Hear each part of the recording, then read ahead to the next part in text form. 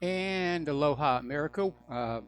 Welcome to our YouTube audience. Still waiting for my connection from Republic Broadcasting before we can start the show, but I thought I'd get the video stream going. And just going to give it another minute here, and then I'll just start the show, even if RBN does not connect. So just stay tuned.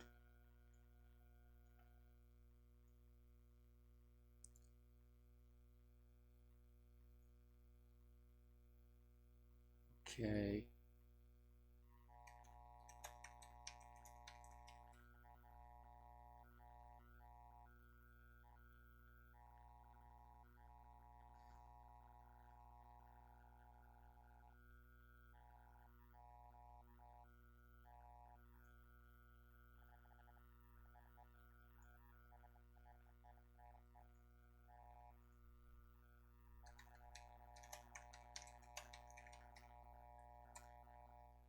Oh, there we are. Okay.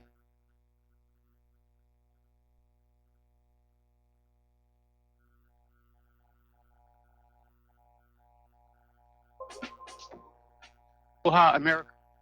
Okay, and aloha, America. Welcome to our show. It is Friday, October 19th, 2018.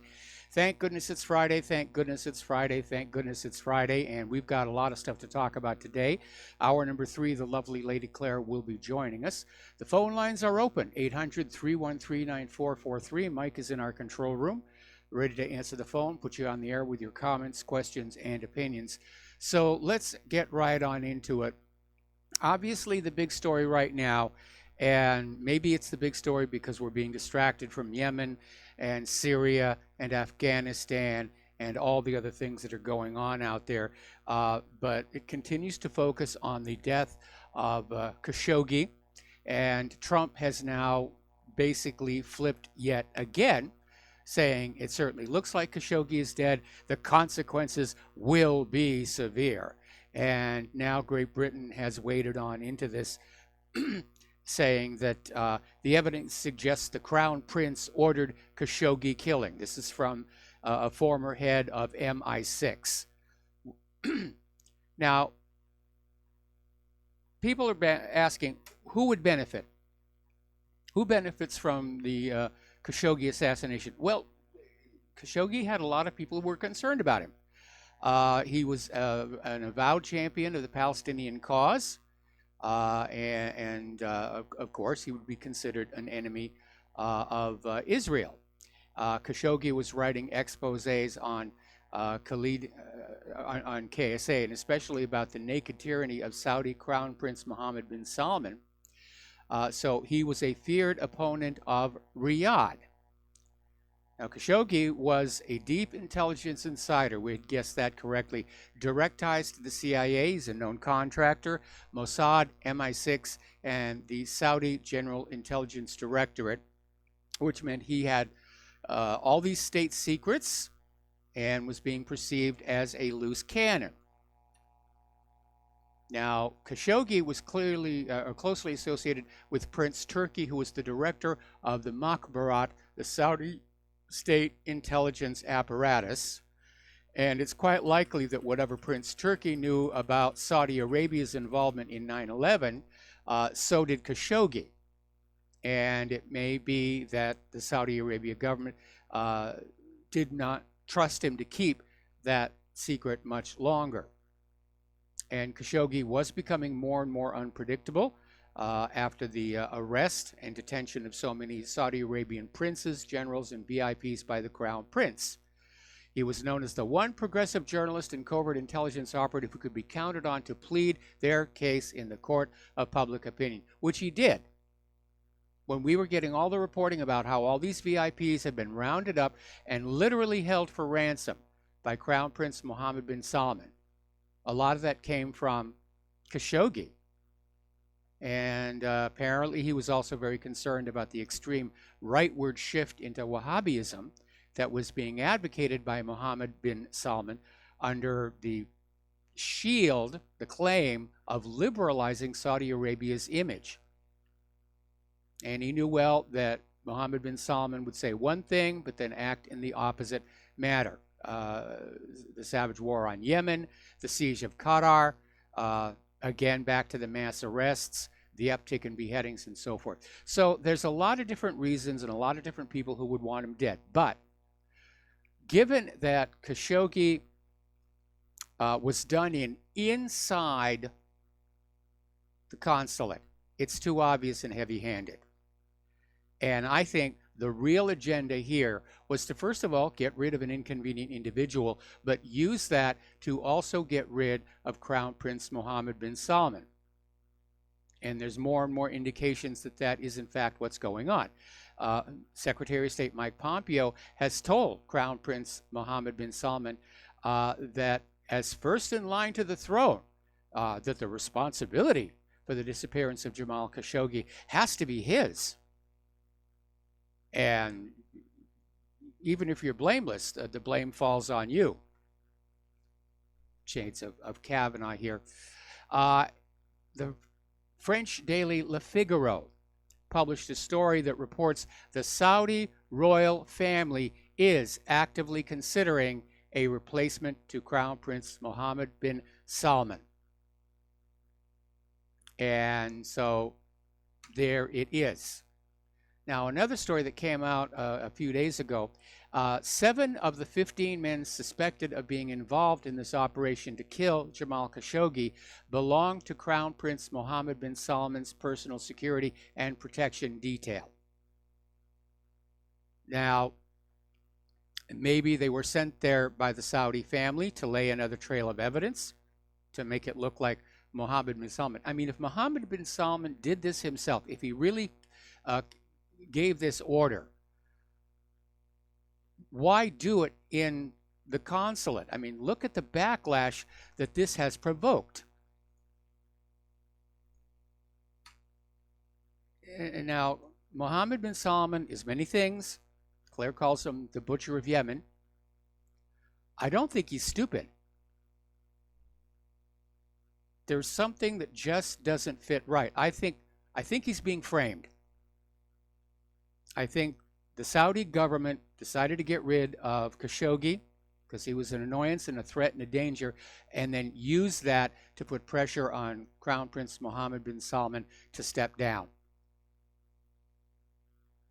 So we're going to do a shout out now to our on-air affiliates who are just now rejoining our network. And another reason I think this is a deliberate operation is just how much media attention has been given to this story. Journalists get killed around the world on a daily basis. Look how many journalists Israel has killed down in Gaza. The corporate media doesn't even bat an eye. But on this one, big top story day after day after day after day. It's being made into an issue for a political reason. Now, questions are continuing to swirl around this alleged audio recording that Turkey says they have of the actual torture and assassination taking place inside the Saudi consulate in Istanbul. And it turns out claims that copies have been sent to the United States were fake news. Turkey's foreign minister announced earlier today saying, no, nobody has gotten copies of the tape, just take our word for it, which I'm not really ready to do. I was listening on the radio, the car radio this morning. Claire and I had to do some shopping, and they were talking about this story about how investigators were now going into the Saudi consulate in Istanbul to run DNA tests to see if they could find DNA for Khashoggi. And my first reaction is, that's completely and utterly pointless. We know the man was in there. It was caught on video. So, another interesting aspect of the story that has a lot of people concerned is, of course, the resignation and departure of the Saudi consul, who, as the man in charge of the consulate, would certainly have been responsible and certainly aware of what was going on underneath his roof. So he would be a valuable witness But now he's gone, and nobody's really sure where he is. Over at MiddleEastEye.net, they're pointing out this incredible selective outrage in the Western media. And again, pointing out that all of this outrage and this chest thumping and this threats that we're going to do something, there will be consequences, stands in stark contrast to the silence and active support of Saudi Arabia's bloody war in Yemen. And I'm not diminishing the death of Khashoggi. If he was tortured and murdered inside the consulate, it is outrageous behavior. But so is what's going on down in Yemen. Okay. Meanwhile, back here in the United States of America, the rhetoric is advancing. Lindsey Graham was out there saying we need to sanction Saudi Arabia until Crown Prince Mohammed bin Salman steps down. U.S. senators are demanding President Trump impose tough sanctions on Saudi Arabia just because they are an ally in an important mission, which is containing Iranian expansion in the region. We cannot be allowed to overlook or walk away from this horrible crime. It undermines our ability to stand for morality and human rights all over the world. Boy, oh boy, oh boy. Talk about 6 Pinocchios on that one. Morality and human rights all over the world? I'm surprised these senators didn't spontaneously combust right there. Drop down to the dark regions. The United States is not a moral nation. They're not protecting human rights around the world. They're one of the biggest violators of human rights. Oh, man, the bovine excrement is at flood stage. Now, as it turns out, the last column Khashoggi wrote was criticizing the crackdown on the free media by much of the Arab governments. That over in the Middle East, the Arab governments are silencing the media, not just the independent media, all media. All media are being silenced. Apparently, in December of 2016, just after Donald Trump won the election, Jamal Khashoggi wrote a column criticizing Trump, and Al Hayat newspaper, which published a weekly column by him, refused to run it. He had been with them every Saturday for 5 years. That one Saturday, they did not run it. So, meanwhile, we have this other Saudi prince Khalid bin Abdullah Al Saud, has called for another military campaign against Kuwait. And it's like, why are all these people so in love with war?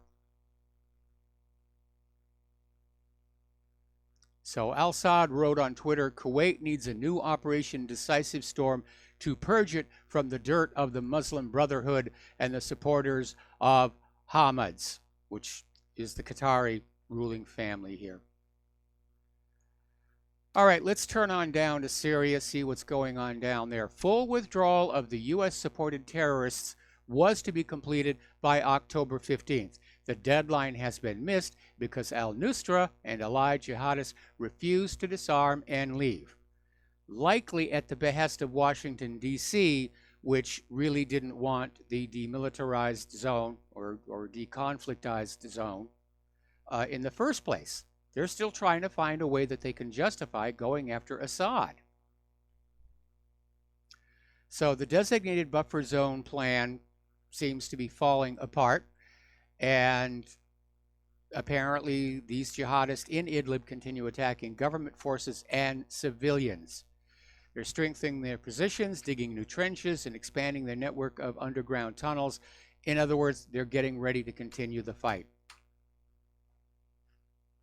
So, apparently, according to the Arabic language Baladi News, French forces are getting ready to set up a military base in Raqqa. Apparently, they have been invited in by the United States, which is kind of like breaking into your neighbor's home and then inviting some of your friends to come on over for a cold one. But according to the report, U.S. military troops are in talks with the SDF, the Syrian Democratic Forces, to further equip Al-Tabaka Air Base in western Raqqa and turn it into their new military base in the region next year. And the French army has sent weapons, military equipment, and forces to Raqqa. Now, I've belabored this point before, and you're about to get it again. The United States does not have permission to be in Syria from the Syrian government. Syria has not invited them, or for that matter, the French, to be there. There is no United Nations Security Council resolution authorizing the United States to be in Syria. Congress has not passed a declaration of war authorizing the United States to be in Syria. So, if you want to know who the aggressors are here, it's really, really very obvious. Okay, as Nikki Haley winds up her stint after 2 years as U.S. Ambassador to the United Nations, the media is trying to puff up her image and saying that she's made the post of UN Ambassador more glamorous than her predecessors. I have no idea what that is supposed to mean. And apparently this description came from Donald Trump himself. So we know that during her stint, Haley has further diminished the reputation of the United States of America, making us more isolated in the world's most vital international political body. And in her own words, Haley concluded her mission at the UN was accomplished because she was a strong defender of Israel against United Nations bias. That's funny. I thought she was supposed to be working for the United States. Okay. Little story. This is a flashback from Counterpunch. And it's saying, who's responsible for the tragic treatment of Palestinians? And then it concludes that Israel could not possibly continue to commit these war crimes without automatic, unqualified U.S. government support year after year after year.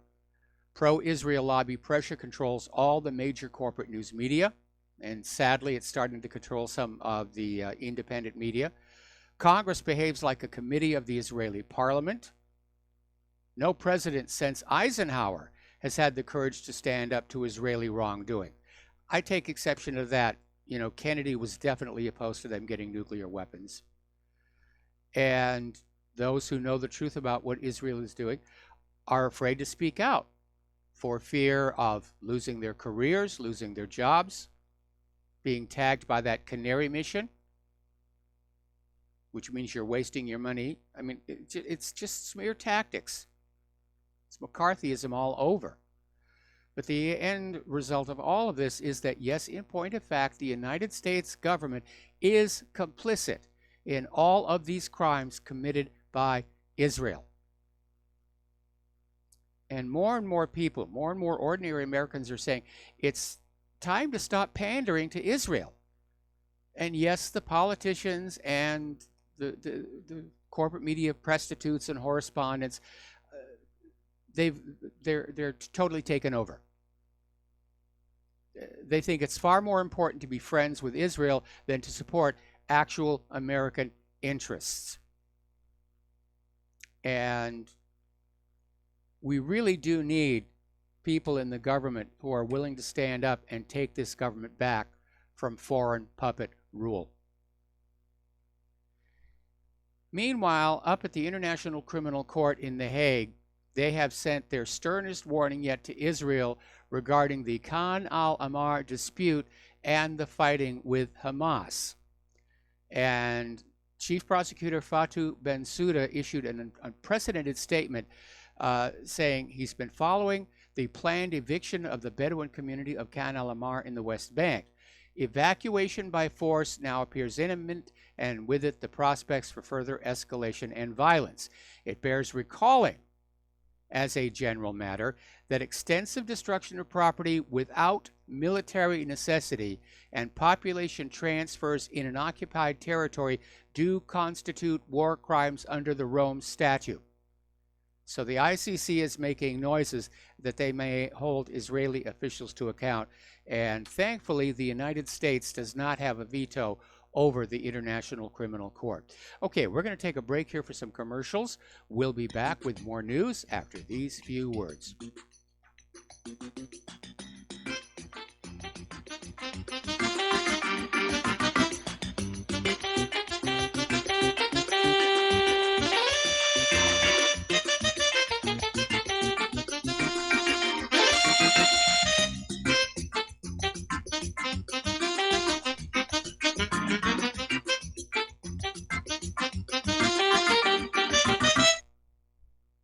Corporate media dominates the American opinion. Finding independent voices that counter this avalanche is becoming increasingly difficult. With the endless corruption running rampant throughout our government, independent voices are needed more than ever to battle the offensive against our freedoms and liberties. As a listener of RBN, no one understands this concept better than you. Now it's up to you to do your part. The time has come for you to take action and begin broadcasting the truth to hundreds or thousands of people every month. Sound impossible? Quite the contrary. With pointed slogans from LibertyStickers.com, you can reach countless sleeping Americans unaware that they live in a real-life wonderland. LibertyStickers.com has a huge inventory of political bumper stickers and messages that reflect the truth about our government, our politicians, and the future of America. With so many in stock, there's one perfect for you. Visit us today at LibertyStickers.com. Again, that's LibertyStickers.com. Do your part. Your voice is important. Let it be heard. Folks, we're living in a world the likes of which we've never perceived any clearer than we do now. The plan for global governance has been in the works for generations and would have likely been achieved by now, but for the fact that the globalists left open their Achilles heel. With all their tools, Federal Reserve System, fiat currency, no child left behind, and then Common Core education introduced to our schools to dumb us down, vaccines, pharmaceuticals to lobotomize us, GMO foods, insertion of compromised or bought and paid for politicians, judges, mainstream media propaganda, all pieced together like a puzzle designed to ultimately bring the world under submission. But with all their strategy, they forgot one thing: knowledge. And knowledge is power. With knowledge, their bombardment is nullified. Folks, with that, as brilliant and knowledgeable as you've become, among the wisest audience of any radio audience in the world, and you are, I want you to take a moment to reflect and ask yourself, how much of that knowledge did I obtain from Republic Broadcasting Network? How high has my consciousness been raised since I've been a listener? How fast am I now able to discriminate truth from fake news by being a Republic Broadcasting listener? How clear am I now able to see the world since I've been listening to RBN? Ask yourselves those questions, folks. Then ask yourself, what is that knowledge worth to me? Like my morning coffee, how would I survive without it? A voice of truth in a sea of lies. Do we not all need to make sure it survives? Like public broadcasting, we are now finding we can only survive with listener support. Censorship, advertisers being attacked, truth itself being attacked. It's the only way through this. We at Republic Broadcasting humbly ask you to become a supporter. Look at your budget and make a determination of what Republic Broadcasting is worth to you and what you can afford on a monthly basis. Go to republicbroadcasting.org and pledge 20, 30, 40, 50, if possible, 100 a month or more if it's affordable. Click the donate button and become a regular monthly donor. Assure both us and yourself that Republic Broadcasting truth will continue to flow like that morning coffee. The network thanks you. What this country is coming to, I sure would like to know. If they don't do something by and by, the rich will live and the poor will die. Doggone, I mean the panic is on. Can't get no way, can't draw no pay. Unemployment getting And aloha America, welcome back to the show. And yes, Khashoggi remains the top story.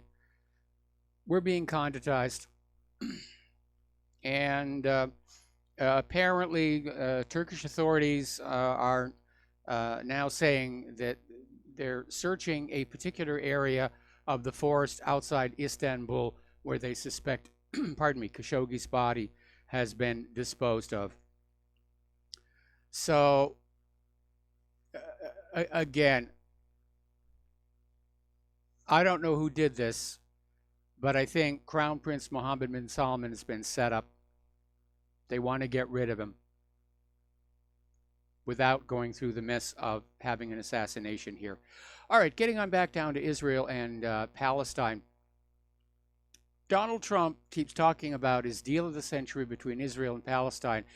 The full details still have not been made available, but certainly Israel is starting to implement what they see as their side of the deal, entrenching apartheid rule over Palestinians.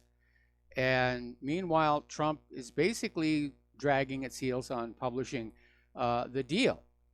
Netanyahu is deepening his hold on the West Bank and East Jerusalem, and he knows that Trump is not going to stand in his way. Trump's deal of the century is Netanyahu gets everything that he wants.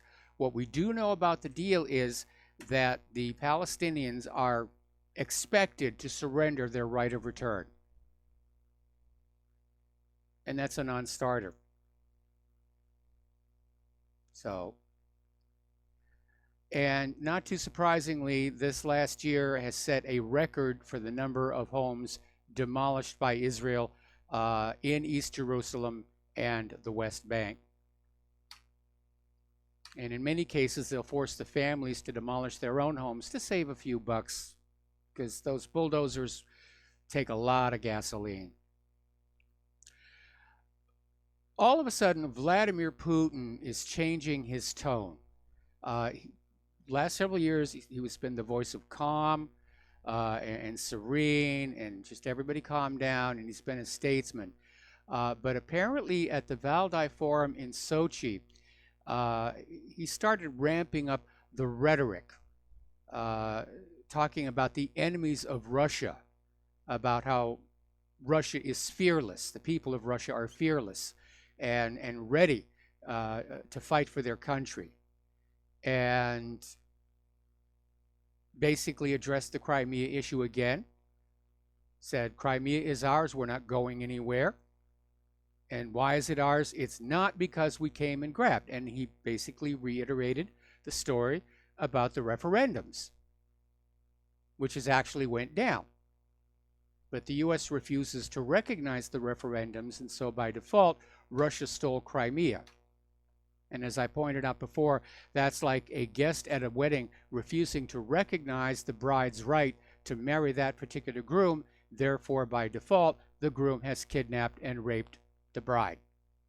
That's the way people in government tend to think here. Putin also issued some advice, I guess we could call it wise, not to emulate Georgios Saakashvili. And it's a reference to when Saakashvili attacked the self-proclaimed Republic of South Ossetia back in 2008, which went very, very badly for Saakashvili. He wound up losing vast territories.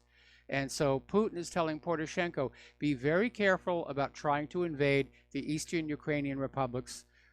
Be very careful about especially trying to invade Crimea, because you may actually wind up with less than what you have right now. Over in Korea, finally a little bit of good news. South Korea and the U.S. have canceled another major military exercise this year.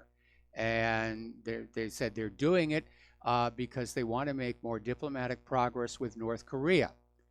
Now, it's unclear whether the decision to suspend this exercise came from the United States or, and this is more likely, Moon Jae-in, who is clearly working on the diplomatic angle and clearly thinking that reunification is possible here.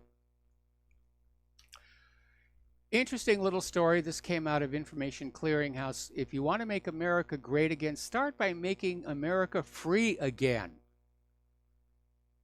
And this is basically talking about the First Amendment and how it is constantly under attack, both by the government and private industry. And you can't have a free nation if you don't have freedom of speech. It really does come down to that. If that's taken away from us, then we're no longer the land of the free. We're the land of the slave, home of the surveilled. All right, we got to take another break for commercials, and we'll be right back.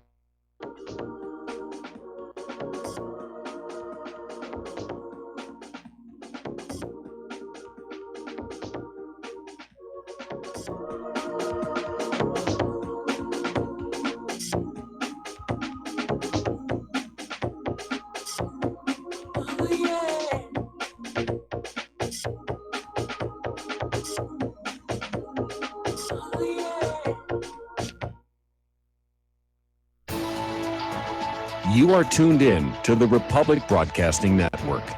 Visit our website by going to republicbroadcasting.org.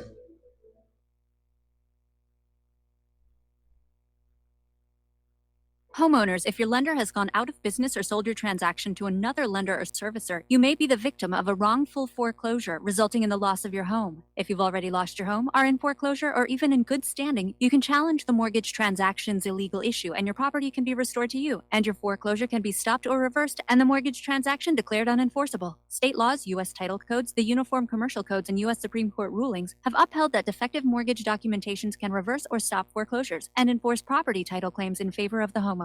We are having successes in stopping the process of foreclosure, the enforcement of the foreclosure judgments, the sale of property, and evictions after the sale. We are not attorneys, and we don't give legal advice. We are a professional team of legal researchers, providing forensic mortgage audits and expert witnesses. We have the knowledge to produce the evidence and enforce laws regarding your legal issues. We've been in business for 12 years without a complaint. Consultations are free, and we provide a free title search to confirm if your mortgage has legal defects. Please call 855-253-3748. 855, 2, keep it today. Did you know that neither the American Medical Association nor the American Bar Association were established to benefit the American people?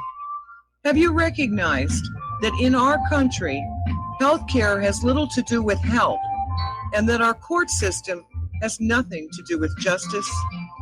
The priests of both medicine and law have been incentivized to implement a dark agenda on behalf of the Bilderbergers and their ilk. To protect ourselves and our progeny, we need to take a much closer look at how these two giant industries really work. Join me, Al Whitney, on In Defense of Humanity, Saturdays at 7 p.m. Central, as we expose the matrix and learn how not to consent to our own destruction. Without the right accessories, any guy can be off the mark. Whether you've invested thousands in your arsenal or you own a single trusted firearm, a visit to AROutfitting.com is in order. It's one of the finest online selections of tactical optics and AR parts and add-ons, like EOTech, quick target acquisition with no peripheral loss. Browse the full range of Nikon scopes and binoculars. AROutfitting.com can illuminate your world with Streamlight gun-mounted lights from keychain to large handhelds, up to 1,100 lumens. Find some stability with Battenfield tactical bipods. AirOutfitting.com has CMMG gun parts, barrels, assemblies, handguards, part kits, and more. Plus mag-full clips and magazines. I know I've got you excited, so take a breath. Head to AirOutfitting.com. The site's super easy to navigate and features a ton of technical info, including links to manuals. We also welcome vendor and manufacturer inquiries. Remember, if you don't see it, we can get it at AROutfitting.com. Some are maxed out all their credit cards. Some are working 2 jobs and living in cars. Minimum wage won't pay for a roof, won't pay for a drink. If you gotta have proof, distract yourself, Mr. CEO. See how far $5.15 an hour will go. Take a part-time job at one of your stores. I bet you can't make it here anymore. And aloha, America. Welcome back to our show here. And this is a bit of an alarming story. Apparently, John Bolton is pushing Donald Trump to leave the Intermediate Range Nuclear Forces Treaty with Russia. And Bolton is using as the excuse the accusation, still undocumented, that Russia is producing a intermediate range ground launch nuclear capable cruise missile at this factory inside Russia, the one where there was actually talk of just going on in and blowing it up. Now, the United States has already been in violation of the treaty itself. So we have another case of the pot calling the kettle black. But if Trump walks out of this treaty, then, you know, everybody starts making these missiles. And the world becomes a much more dangerous place here. Now, let's talk about the 7th Fleet. It's over here in the Pacific, west of us. It's over by Japan. It's home ported in Japan. And they have had a really rough time of it. They now have a reputation of being the most disaster-prone fleet in the U.S. military. And the most recent incident involves an MH-60 Seahawk helicopter crashed on the flight deck of the USS Ronald Reagan shortly after takeoff. And apparently the personnel on board are in stable condition. None of the injuries are life-threatening, but some of the servicemen were evacuated ashore. And this is the second incident involving helicopters to hit the U.S. Navy this month. Earlier, 2 HH-60H Seahawks crashed into each other while taxiing at Kadena Air Force Base in Japan. Nobody was injured. So, again, this is not helping the reputation of the 7th Fleet. Because remember back in June 2017, the guided missile destroyer USS Fitzgerald collided with a Philippine container ship near Tokyo, which killed 7 of the destroyer's crew members. 2 months later, 10 sailors were killed on board the guided missile cruiser USS John McCain when it collided with a merchant vessel off of Singapore. And then in November of that year, a C-2A Greyhound transport plane carrying 11 people crashed near Okinawa. 8 people on board were rescued. Our military is not in good shape. And don't forget the Fat Leonard scandal. That involved a lot of the people from the 7th Fleet. I think something like 60 admirals. Got a lot of admirals over there. All right, let's talk about our domestic politics here. There's a story that's breaking that has a lot of people very much up in arms. There's a lawsuit that's been filed. It was discovered that Democrats have been asking non-citizens to register, and apparently they have been mailing out applications to register to vote with the citizenship box pre-marked yes. And district attorneys and the Justice Department were notified about these applications by the Public Interest Legal Foundation. And the group also provided a signed affidavit from one individual who said a number of people who are non-citizens received the mailing. Now, if you think about it, this is the Democrats allowing foreign interference in a United States election. Because all these illegal immigrants, they are technically foreigners.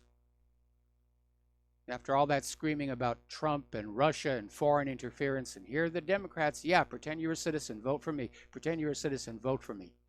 So there is a lawsuit. And this, if you thought 2016 was a crooked election, this next one is just going to be worse. And the Democrats are desperate. They are just getting so desperate out there.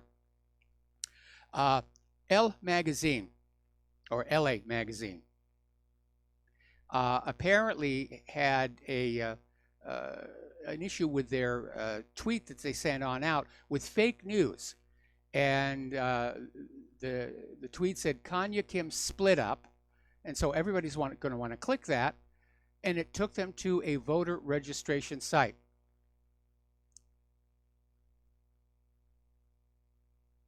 And I understand the Democrats want to get a lot of people registered to vote. But you know something? Just because they're registered doesn't mean they're going to be motivated to go on out on Election Day. And right now we know that the GOP base is energized because of what happened to Kavanaugh. And the Democratic base is kind of, they're not really enthusiastic. They're not showing up at the Democratic rallies in huge numbers. I think they're turned off by some of the more extreme elements of the Democratic Party, the hard left party. So again, we're 18 days away from the midterm elections.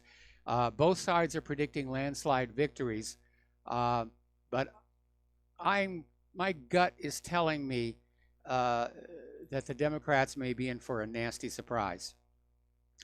Over at the White House, reports are coming on out that apparently John Bolton and John Kelly got into a profanity-filled shouting match just outside of the Oval Office. And this happened yesterday, actually. And the fight was so bad that a lot of the White House staff wondered if one of the two men might immediately resign. That did not happen. Pardon me. But apparently there's a lot of stress and tension inside the White House, and apparently Chief of Staff John Kelly and John Bolton do not like each other. I wish Bolton would resign. He's a threat to life on Earth. I want to get back to this issue of civility in our public discourse, because we're quickly becoming uncivil, and police are in New York are searching for a man who just started screaming white people are the devils in a pizzeria and then punched this 60-year-old white guy in the face so hard he needed eye surgery. And yeah, it's like whites are becoming targets again, just like South Africa, just like Zimbabwe, just like Namibia. White heterosexual males are becoming an endangered species on college campuses. They're terrified to be any place where some woman could say, oh, he assaulted me. On some college campuses, the accusation alone is enough to get you kicked out of school. No proof required. No proof whatsoever. It's really out of control here. Let me check something here real quick. Oh, we do have callers on the line. I'm sorry, my Twitch screen froze.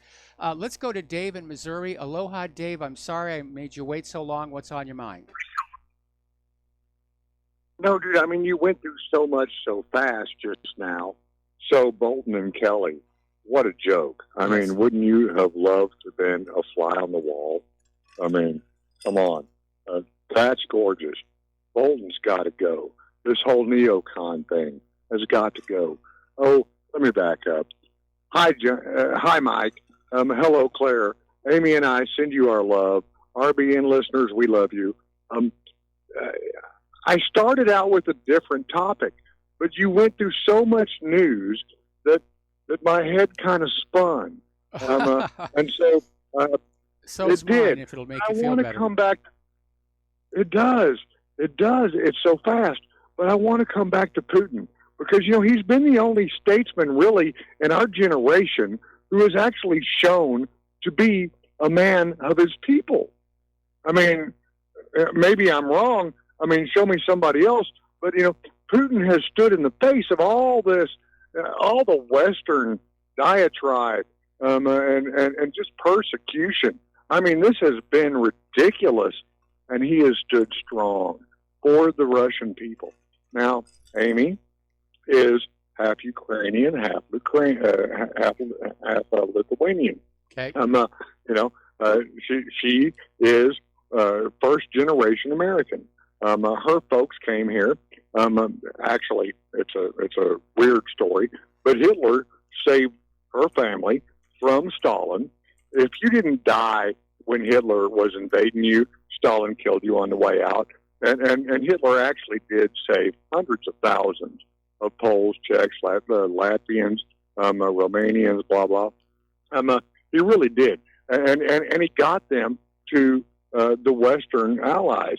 And they had a choice, her mom and dad, Amy's mom and dad, my wife, dear precious lady, you know, Australia or America. They came to America.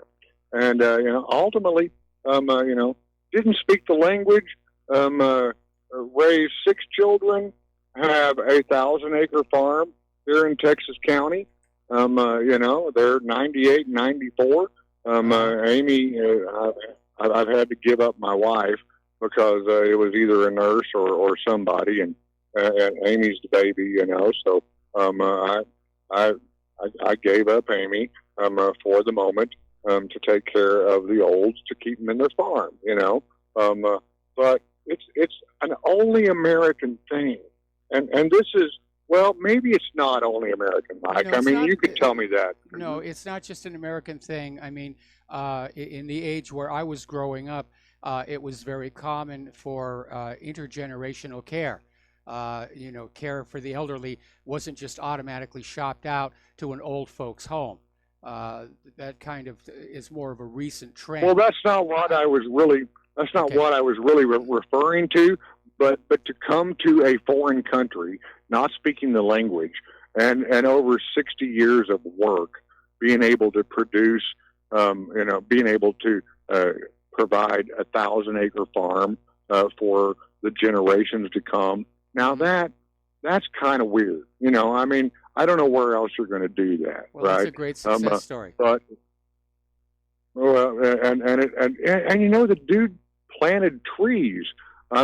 Mom, she worked at the school. This wasn't that hard to do. And so this is really what I wanted to talk to you about. From rural Missouri standpoint, on this whole confusing, never-ending diatribe of just garbage that comes through television. Most of it all leftist. All just turned against our future, against our past, against our present. So from a rural point of view, so we just opened up a brand new barber shop here in Licking, Missouri. Now, Licking is a town of about 1,200 people. It has no economic base, but everybody here is like grandfathered in, This is old school America. These people are farmers. They're awake before the cock can crow. They work till after sundown when they can't. They produce their own vegetables. They make their own meat. We all have cattle. Now this is lost too much. This is how we all come about, right? Where you had a garden, where you had a farm, where this is how it all come. You had chickens, you had beef. This is how it all comes. And you had the best beef. We were self-sufficient. Yes. Now we're dealing You had a well. with a government whose official policy is to keep us dependent on government-provided services, on government-provided food, on corporations, because dependency on means GMO produce, fluorified water. I get it. I understand, but I'm in a place where that still doesn't happen. There is still places in this world where people do take care of themselves, their families, their children. They get up before daylight. They work till after dawn. They provide their own meat. They grow their own vegetables. This still happens. And excuse me, I have to cough. Yeah, mostly in the heartland, not along the coast so much, but definitely, in the middle of the country. No, you can't get anywhere near the city. Dave, I need you to wrap up because I got another caller who's been waiting a very, very long time I need to get to. Okay, one last point. Folks, if you don't take care of your children, no one will. The government is not your nanny and is not going to take care of you. They don't care for you. Please support RBN. Please support Mike. Amy and I love you and Claire. You know that. Folks, you've got to be, if you're a man, you got to be a man. If you're a woman, you need to be, if you're a mother, be a mother. Be a partner. Do something. Do not depend on this government. You cannot trust it. It will not fulfill your needs.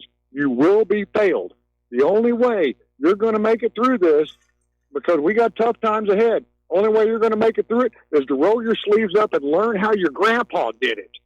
And I'll let you go with that. Peace All out, right. Mike. I love you, and I love RBN. Well, thank you very much for that. We're going to switch over to Don in Iowa. Don, thank you for waiting patiently. I'm probably going to have to take you through the commercial break, but let's get started. What's on your mind today? Hello, Mike. Can you hear me? Hello. Hello. Yeah. I wanted to say a few words about Elizabeth Warren. You were talking about her yesterday, but yes. When I knew that or Sacagawea. Yeah, and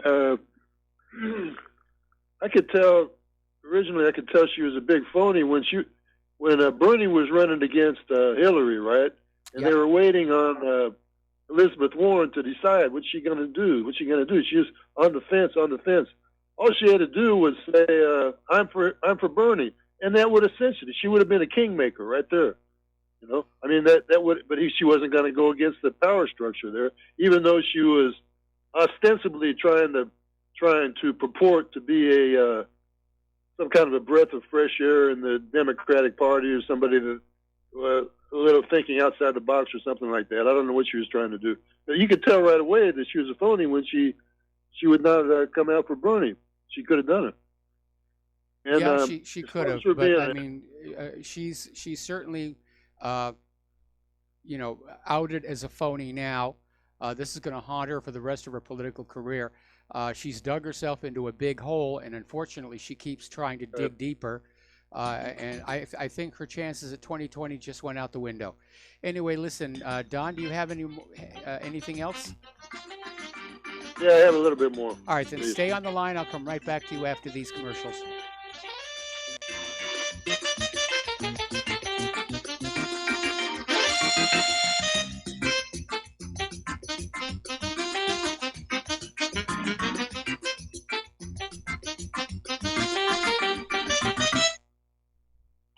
Okay, nurse, let's get this man to the ER stat. Right away, doctor. We see this every day. Heart attack or angina pain due to blocked and clogged arteries. Chelation can remove obstructions or blockages from arteries and help avoid painful and expensive surgery. Now there's Angioprim. It's a liquid oral chelation product that you take with juice. You start to feel the results fast. Angioprim increases blood flow all over the body, and that means more energy and strength to take on the day with less aches and pains. 60 years of research has gone into chelation, and Angioprim is the result. A safe and easy way to unblock your veins and arteries from buildup that slow circulation. Paging Dr. Jones. Please report to the emergency room right away. Log on now for a special radio offer from Angioprim. That's angioprim.com/radio. ANGIOPRIM. Angioprim.com/radio or call 877-882-7221. That's 877-882-7221. Tired of being lied to by mass media? It's growing more and more apparent today that news is received less and less through standard media outlets. Even with a growing audience every day, RBN is beginning to direct more efforts into social media. Social media and the use of the internet is fast becoming the primary source of people for news, regardless of demographic. RBN has set out to provide some of the best news on the internet through republicbroadcasting.org, and also has begun to use the tools to our advantage by way of social media. Republic Broadcasting is now operating a Facebook page to function as yet another avenue to have our collective voice reach new audiences across not only America, but across the globe as well. The Facebook page features not only news, but also an RBN player to listen to our broadcasts. Get involved by visiting facebook.com/Republic Broadcasting and liking our page and share it with your friends and family, because you can handle the truth. Many people write about their experience with Extendivite. Allow me to read you a few from Amazon.com. My wife and I both use Extendivite and are very pleased with the results. It has helped to stabilize our blood pressure and to make both of us feel healthier. Good product and good buy. So far, so good. I've been taking Extendivite 3 times a day, only a short while now, but already I've noticed the circulation in my hands and feet improving. They tingle. I like the idea of taking something herbal rather than pills. I take Extendivite 3 times a day, every day. I think this supplement has helped with my increased fitness regime and to lower my blood pressure. Tell us your story. Get Extendivite today. Call 1-877-928-8822 or visit heartdrop.com. Extend your life with Extendivite. We will not go down in the night without a fight. You can burn up our mosques and our homes and our schools, but our spirit will never die. We will not go down in Gaza tonight. And aloha, America. Welcome back to our show here. The phone lines are loading up here, and we're still talking with Don in Iowa. And Don, what else have you got on your mind? Got a couple more points. For one thing, Elizabeth Warren grew up in the middle of Oklahoma. A lot of people down there are Indian. They know exactly what tribe they're from, where they're from. And all. There's none of this stuff. Basically, it's none of this stuff. Your grandmother said you have high cheekbones and you probably part Indian and stuff. And I happened to see one of these snippets on TV where they're trying to defend her. And some guy said, somebody was saying she's not an Indian, she's less than 1,000th Indian. And so the lady came back and tried to defend Elizabeth Warren. She says, oh, she should not listen to her mother who told her she was an Indian. So then if you're trying to go ahead and expose Liz Warren as a fraud, you're against motherhood now, so you're against all motherhood. Boy, that's a bit of a reach. That's the way it was a pretty good tactic, I admit. But on this Project Veritas, the thing about that is, this guy, O'Keefe, no, he doesn't break the law. He knows exactly what he's doing. He stays within the law. And he'll catch these workers when they're half drunk or something. But the thing about it is, these workers work to vent. They know they have a horrible job. They have to work for, no, they don't really do it. They do it for a paycheck. And they have to tell somebody about what a bunch of garbage it is. They're basically disgruntled workers, and that's why they admit this stuff to Project Veritas. Okay, I'll let you go now, Mike. Thanks. All right, thanks an awful lot here, and we're going to switch over to Ken in Fort Worth. Aloha, Ken. Welcome to the show. What's on your mind? Yeah, Donald Trump said somebody told him he ought to suggest that he ought to apologize to Pocahontas. He says, yeah, the real one. Yeah, maybe. And yeah, there's no apology. There's no apology warranted here by Donald Trump. You know what Trump ought to do is get himself a nice big table, draw a line down the middle, and she can sit on one side with her donkey, and he can sit on the side with his elephant, just like over North Korea, and he can write out a check for the same percentage to him that she was. That's only fair. Yeah, I mean, supposedly Elizabeth Warren was demanding $1 million for charity. Well, if she's only 1/1000th Native American ancestry, then Trump's check is only for $1,000. I'm sure he's greatly relieved. Right. Also, the New American, New American Magazine has a Freedom Index, and some time ago, Cruz got 98, something 95, something like that, and Warren got 0. Yeah. Does that give you an idea? Does that give you an idea how bad she is? Well, it's amazing that there are so many of these politicians that everybody knows they're bad, and yet somehow they keep getting reelected. Yeah. You'd think they would kick out Pelosi and Frankenstein, wouldn't you? Absolutely. Anyway, Ken, do you have anything more? Or do you want me to hold you over the break?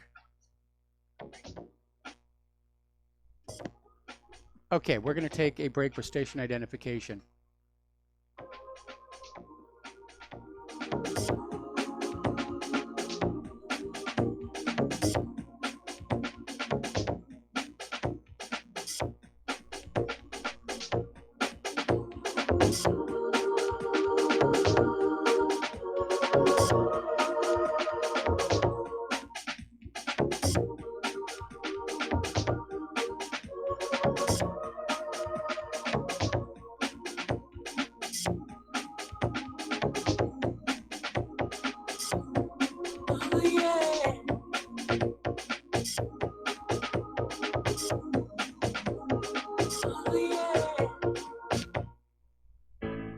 Extendivite, made from garlic, cayenne, bilberry, hawthorn, ginkgo biloba, valerian, and milk thistle, feeds our body with the nutrients we need to keep healthy.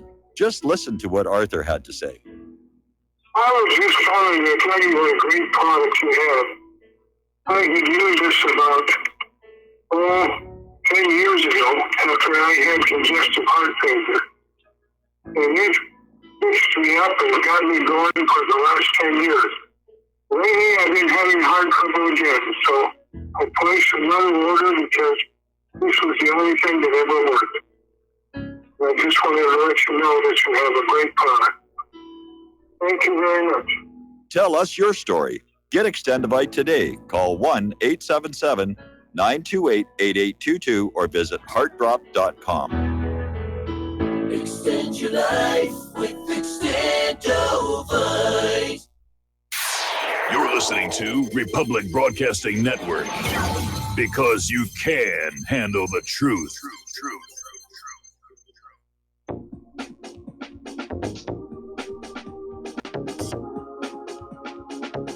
What really happened with your host, Mike Rivero, because World War III is a really bad idea. Here is your host, Michael Rivero. And aloha, America. Welcome back to our show. And we're going to, this is hour number 2. The phone lines are open, 800-313-9443. We're going to go right back to the phones to Frank in London. Aloha, Frank. Welcome to the show. What's on your mind? Yeah, hi, Mike. I just wanted to ask, is the Democrats, do they have some kind of mission to commit political suicide? Because you have these two idiots. One wants to investigate the investigator because she was exposed, and the other lady who claims she was American Indian, and she's still sticking to it. It's almost unbelievable. Do these people realize that the world right now is looking at American politics as some kind of a sitcom? Yes. It's just crazy. I mean, okay, forget what comes out of Donald Trump's mouth sometimes, but the Dems, there seems to be 10 times worse. People shouting, screaming. There's no logic in what they're saying, advocating and encouraging violence. It's a joke. And you have these people blatantly lying, and you have this other one, a New Jersey senator who was, I think he was indicted for having sex with minors in the Republic of Dominican Republic or something like that. I mean, it's really out of control. It's really gone. It's almost like we are in the twilight zone in American politics right now. Well, I liken it more to the decadence of Imperial Rome when it was all starting to fall apart back then. And Correct. Yes, a lot of it had to do with their using lead vessels for food and drink. We know what lead exposure does to the brain. But yeah, I mean, you had Caligula made his horse a member of the Senate. Things like that were going on. And it was, we're seeing excesses today, again, including the violence and the corruption and the general bad behavior. And part of the reason is because the politicians have succeeded in breaking free from the voters with all the election fraud. And I'm very disappointed in Donald Trump for shutting down his Election Integrity Commission and turning it over to the Department of Homeland Security, because I haven't seen the Department of Homeland Security do much more than walk around and say, oh, we're going to make sure the electronic voting machines are secure, which we already know they're not. The internal software is already set up to cheat. That's right, and I think it's on his behalf. I think that's some kind of even naivety or stupidity. I'm not sure which one to choose there, but it's silly. He should have secured that and made sure that there is no cheating, because these people, I realize now, there is no level. The blatant lies, and what's even worse, what I think is even more dangerous, is the stupidity of the lies. These people seems to be these people they're not intelligent. If you look at their behavior, I mean, people keep seeing these people on the TV all the time, and they're probably assuming that these people are intelligent. I beg to differ. They're not, and their stupidity and their subterranean mindset is being exposed on a daily basis. How these people got there, I really don't know. Well, they're unscrupulous, they're ruthless, they're sociopaths, they're very, very good liars, and they're willing to basically sell out the government and the American people to their financial backers. And so the Capitol building in Washington, D.C. is basically like a giant shopping mall for corporations to come on in and buy politicians.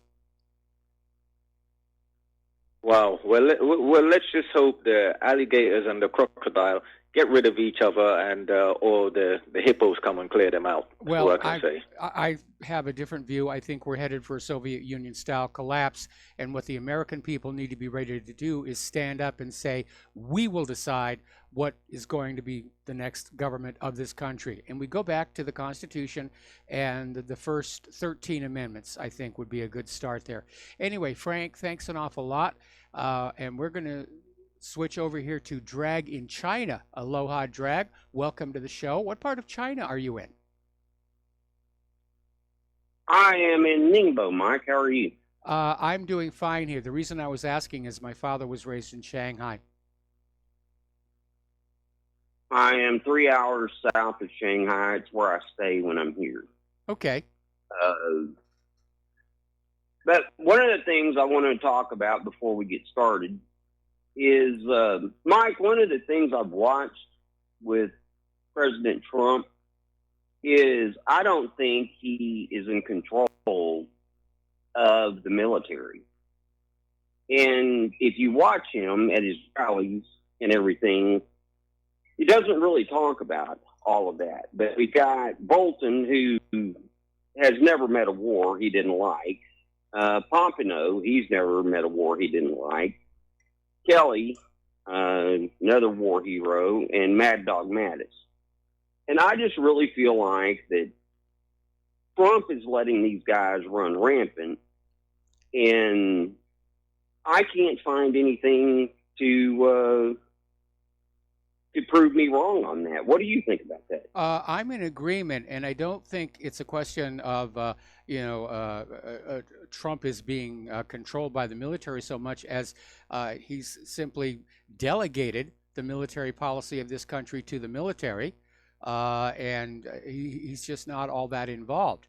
I'm sure he will get involved the first time there's a major setback, but that hasn't happened yet on Trump's watch. So we do know that Trump gave the orders for those cruise missile attacks on Syria following those 2 false flag chemical attacks. So he's exerting some control, but I think the nuts and bolts day-to-day running of the military, he doesn't want to get involved with that. Well, I don't know. I just think that that's run amok right now, and that's just my opinion. But I wanted to throw that out before we got to China. And I listened to your show last night. You had a caller, I don't know him, talk about going to Walmart and buying from China, and that 7 cents goes to the company and 93 cents goes to China. And he may be right, but I don't think so. No, he's overstating the situation. But Mike, just to clarify on that point, obviously Walmart gets their markup on the product, which is usually about 50% of the sticker price, if you will. Then, of course, the companies that are importing these products from China, they're making money on the deal as well. So it's a little, more balanced than he makes out, because those import companies are, for the most part, based here in the United States of America. But I do agree, importing so many products from China has harmed the U.S. Employment picture, and there should be efforts to try and turn it back. So far, Trump's tariffs do not seem to be doing that. Mike, I think that Trump has he's trying to do the right thing, but it's killing us. It's killing us. And so far, since August 6th, when the tariffs went into place, I've had 2 containers come in, and it's cost me about $23,000. I'm a small company, and that doesn't help me. It doesn't help my customers. We just saw a post on what really happened last week over Ford has already paid over $1 billion. Yep. And where does that go, Mike? Where does that go? It goes into the government's pockets. Exactly. But It's who another does it go to tax. help? And that, well, the thing is that, you know, the caller yesterday really, he got my attention. And the Chinese people are very naive in many ways, but they're very loyal. They're very good people. But, Mike, one of the things, I was here in March, and I went to go look at an office to buy. I bought 2 apartments while I'm here, which I can't because I'm American, but anyway, you understand. Yes. But all of their banks are owned by the government, and all of the property is owned by the government. And they only deal in compound interest. That's it. They do not have any simple interest loans here. And one of the apartments that I purchased a year ago, it has a 70-year, you can only own it for 70 years. And you can only own one of those. Second, there was a second apartment that was bought is a 40-year. And for example, a 70-year note, or not note, the note's only for 15 years. But with a 70-year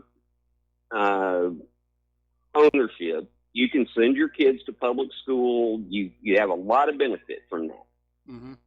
40-year, you cannot send your kids to public school. You have to send them to private school. And that's the way it is.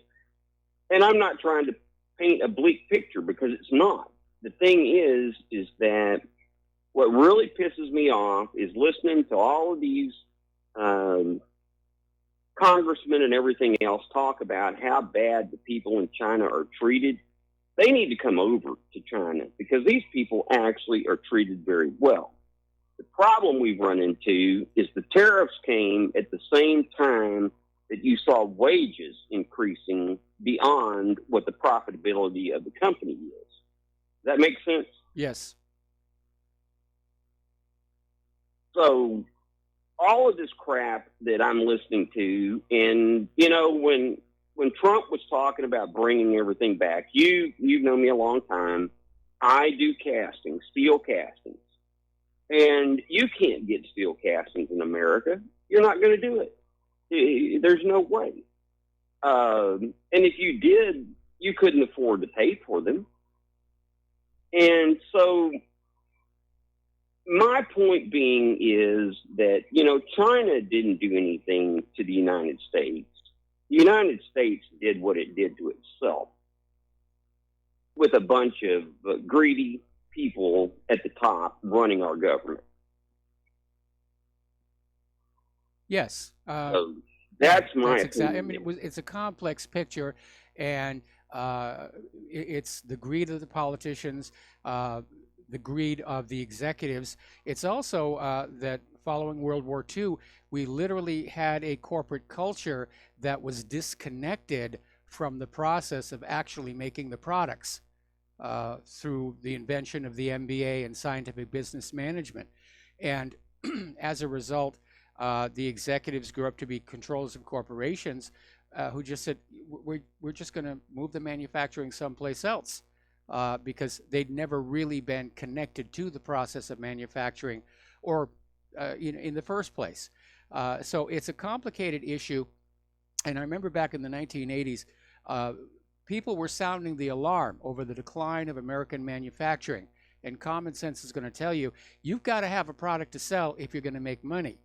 Of course, Wall Street believes that if you just take a big pile of money and shake it side to side, it'll magically grow. but the U.S. government, instead of addressing that issue, invented what they called the service economy, which is that we were going to prosper the nation by doing each other's laundry for a fee. And that certainly created more tax opportunities for the U.S. government, but it didn't actually bring new revenue into our country.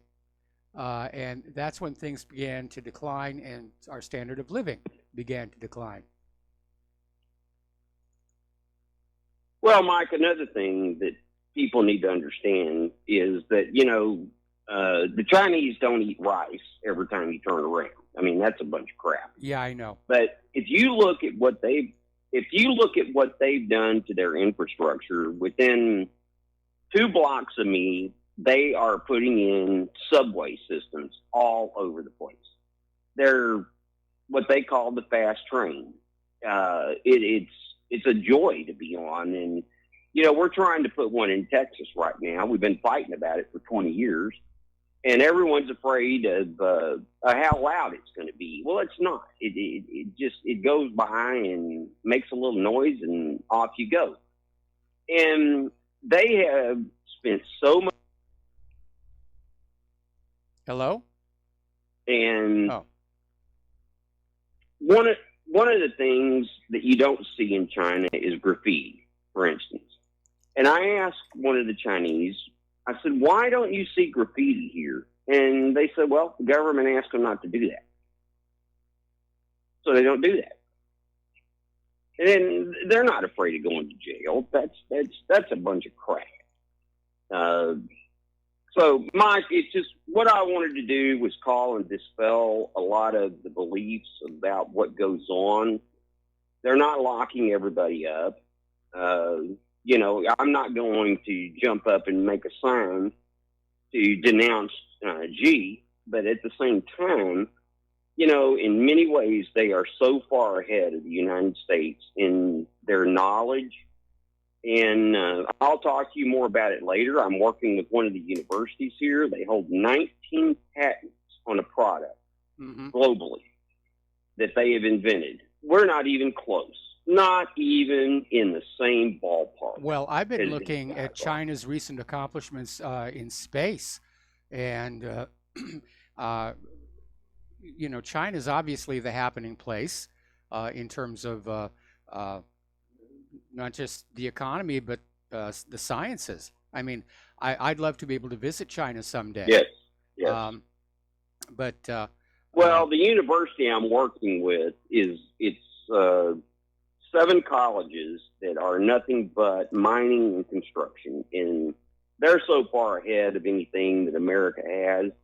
And Mike, when I was at Texas A&M, we talk about the Chinese stealing from us, and one of my professors at Texas A&M went and pulled the German information because of so much of that information that came from Germany, and he pulled the synthetic oil, and he sold that to Mobil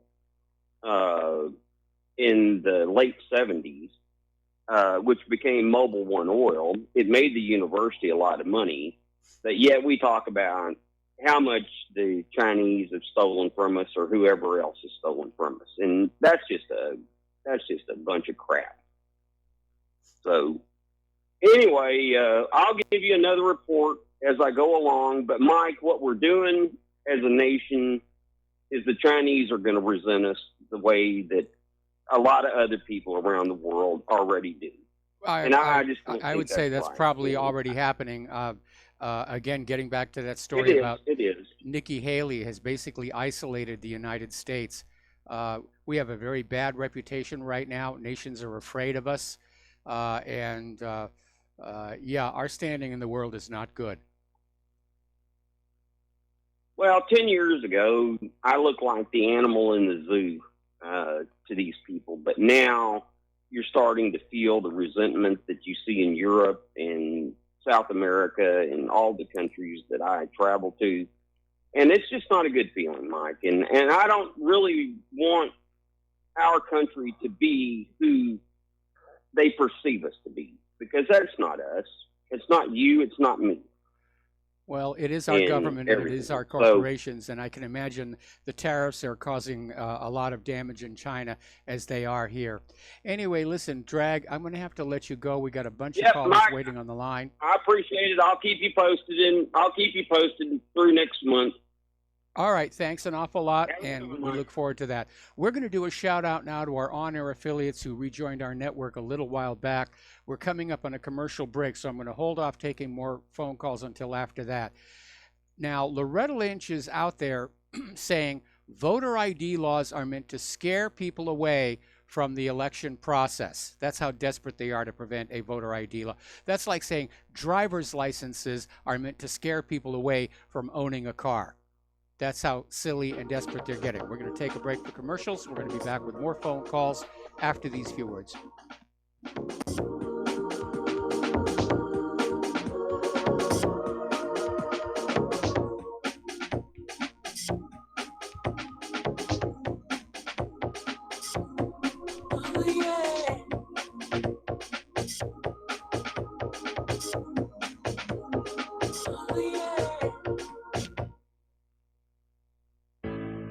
Do you or someone you know suffer from chest pain, blood pressure, cholesterol, or irregular heartbeat?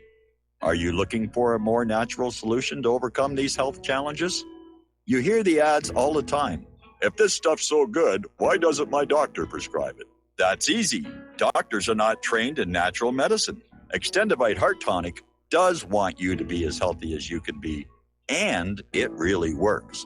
Take Extendivite for 6 months and your doctor will say, I don't know what you're doing, but don't stop. It's working for you. Get the dependability of Extendivite.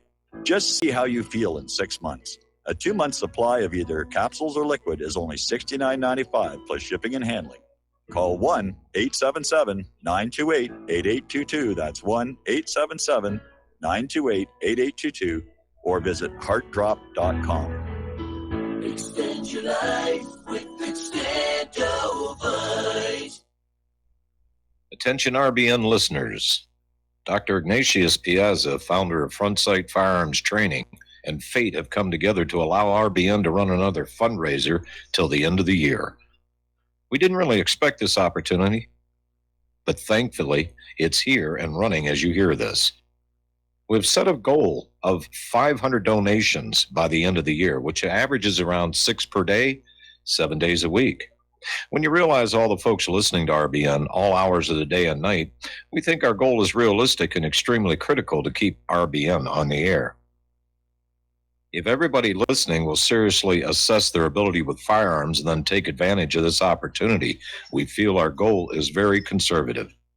Please take the time to look over Frontsight's website to get an idea of an amazing facility and the world-class training that's going on there. If this interests you, you likely will have like-minded friends that would like to know. Tell them. If for some reason some listeners are not personally interested, consider sons and daughters, close friends, nieces or nephews, top valued employees, inform club members, share the opportunity with police and fire departments. It's not too early to plan Christmas presents for special people. This fundraiser has come at an extremely critical time for RBN because the dire need for equipment upgrades. We're running on the spare tire currently with no money to fix a flat, and the fuel gauge is bouncing on E. This is one of the most valuable ways you can help RBN financially because you get Commander lifetime membership value that is 50 times your donation and can be passed on forever. How many times during life do you get to leave a legacy? See more details and contact info on our webpage, republicbroadcasting.org, and thank you.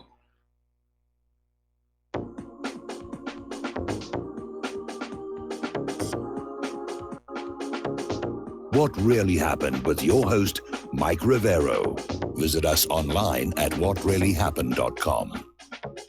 Here is your host, Michael Rivero. And aloha, America. Welcome back to our show. We're going to go right back to the phones now. Dustin in New Jersey, thank you for waiting patiently. What's on your mind today? I have to appreciate that gentleman who called from China. He's absolutely, Mike, we keep saying China is the next empire. It's already there with the PPP in terms of per person parity, right? They have overtaken us economically as a superpower. And the problem is with American people, not all of them, but percentage, they just can't accept the fact that we're not on top anymore. You know what I mean? Like our government, the economy is about power.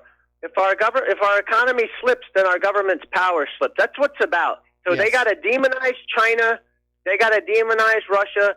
They got to demonize Iran. While at the same time, we're all buddy-buddy with Saudi Arabia and Israel and Britain and France, you know. But, you know, who's all buying the stuff from China? Britain, France, right? Everybody. You know, China's 85% of the world's manufacturing, and that's a fact. Yes. It's not going to change. It's not going to change at all, you know. So, and then, like he said, all the railroads over in China, they're all brand new. They're building railroads through Russia with the Silk Road. There's railroad projects going all over the place. They're in Africa. What are we doing? We're building drone bases for crying out loud. I mean, it's a different mindset, Mike. I mean, we're trying to rule the world militarily, and they're going to do it economically. And they're winning economically, I can say. And economically, eventually will be militarily. Because what they say by 2030, they're going to be militarily more than we are in terms of them spending money, right? And people don't realize we spend a lot of money, goes to waste, but over there they're very frugal. You know, I mean, they can spend 1/100th of what we spend and get the same results. And you just got to look at the F-35 for that. You know, or the F-22. Same thing with Russia, and the reason they can do that is that the vast majority of our huge Pentagon budget is being spent to maintain over 700 military bases around the world. And they all cost millions of dollars to operate. There's the salaries for the personnel on board. There's whatever weapon systems are deployed there, the care and maintenance of it, fuel, electricity, all of that. It's a huge, huge expense. And that's why Russia and China are able to build very capable modern weapons with much smaller military budgets than the United States. They don't have bases all over the world. They just want to take care of their own little country. Exactly. I know. That's why I just get angry, because we did the same with the Japanese. We always demonize they're the enemy. It's happening with the Russians or the Iranians, you know, the world's biggest state sponsor. Really? You know, I mean, come on. Everybody knows it's Saudi Arabia and Israel and our own government. That's the biggest state sponsor. Hey, Mike, I want to switch gears on talking about what Putin said about, you know, the Russians are going to go. He was basically saying, like, they're righteous. You know, like, they're not looking for a fight, basically, he's saying. If the fight comes to them, they will respond, and they're the ones going to go to heaven because they're righteous. Yeah. You know, I never heard him say, I mean, he really came out, I mean, I was like, whoa. You know, that's an eye-opener, you know. It's a new Putin, and it's a much tougher Putin. And, yeah, he came out again the other day saying that Russia will not initiate a nuclear strike, but if Russia is hit with a nuclear weapon, they will respond. And that, I think, was a clear warning to the United States of America, because if you remember, a while back, Paul Craig Roberts came out and said that some of his friends inside Washington, D.C. were saying there were actually serious discussions going on about a preemptive nuclear attack against Russia. And then I want to switch gears real quick about Israel having tanks on the border with Gaza. But, Mike, today is Friday the 12th, and still no airstrikes into Syria since the S-300. So that tells you something. How long has it been now? It's been going on a almost while. going to be It's a month. been a while, but Israel is flying their aircraft along the Syria-Lebanon border, which means they're trying to evaluate where those S-300s are and look for holes through which they can carry out an attack. But the chutzpah of those people, what gives them the right to even fly into Lebanese airspace? The U.S., anybody, Britain, sending missiles over, you know, Lebanon airspace. You know, they're above the law. That's what it comes down to. They look at them as they look at their side as the righteous ones. You know, Oh, yeah. they're sick though, Mike. I mean, No, they're definitely sick in Washington. You know? Israel collectively has this unshakable sense of, as you say, being above the law. The laws for everybody else, and Israel's going to do what Israel feels they need to do for their security, because poor little nuclear-armed Israel is constantly threatened by all these poorly armed Arab nations that surround it.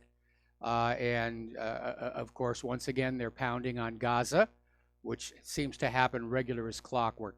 Anyway, Dustin, we're going to let you go. We got to take a break for commercials, and we'll be right back with more phone calls.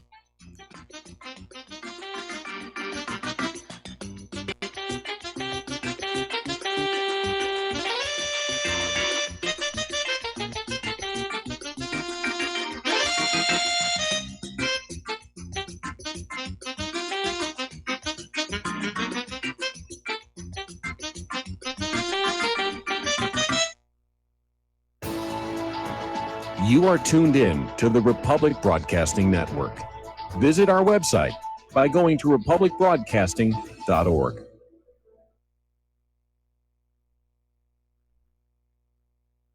Ladies and gentlemen, J.R. Moore here. As most of you know, my regular listeners, I offer energy cleaners for sale at my website. If you don't have a clue what I'm talking about, go to my website, thelibertyman.com. Educate yourself about these marvelous healing devices. We focus on pain mitigation and getting a great night's sleep. Arthritis pain, joint pain, back pain, doesn't matter.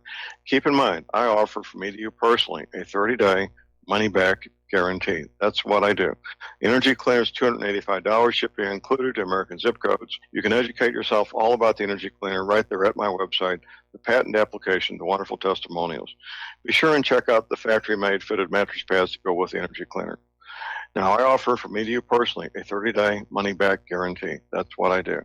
I have a toll-free order line, or you can order it right at my website at thelibertyman.com. The toll-free order line is 800-592-9543. I say again, 800-592-9543. Thank you.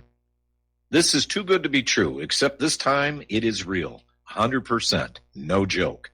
How about a $25,000 membership to Front Sight Firearms Training Facility as a thank you bonus for a one-time donation to RBN of only $500. It is a Commander lifetime membership with no yearly fees or dues. The training is free for the rest of your life with over 50 different classes. Then leave it to your designated beneficiary. You provide the approved firearm, holster, ammo, eye, and ear protection. Many features and bonuses are included, more than you would ever expect or believe. This is the ultimate graduation present, wedding gift, etc., etc. See the details. Go to RBN's webpage and frontsight.com to make it happen. You will hear this offer only on this radio network. Help keep RBN alive. Tell 5. Without the right accessories, any guy can be off the mark. Whether you've invested thousands in your arsenal or you own a single trusted firearm, a visit to AROutfitting.com is in order. It's one of the finest online selections of tactical optics and AR parts and add-ons, like EOTech, quick target acquisition with no peripheral loss. Browse the full range of Nikon scopes and binoculars. AROutfitting.com can illuminate your world with Streamlight gun-mounted lights from keychain to large handhelds up to 1,100 lumens. Find some stability with Battenfield tactical bipods. AROutfitting.com has CMMG gun parts, barrels, assemblies, handguards, part kits, and more. Plus mag-full clips and magazines. I know I've got you excited, so take a breath. Head to AROutfitting.com. The site's super easy to navigate and features a ton of technical info, including links to manuals. We also welcome vendor and manufacturer inquiries. Remember, if you don't see it, we can get it at AROutfitting.com. When all this twisted steel was swept away, did these remaining holes reveal what's really happened? What's really And aloha, America. Welcome back to our show here. We're going to go right back to the phone lines to Al in Nevada. Aloha, Al. Thank you for waiting patiently. What's on your mind today? Hello. Hello. Yes. Yes. You mentioned Kratom some time back, and I thought I'd try it. And when I got some blood work back, I was shocked. My liver enzymes had gone off the chart.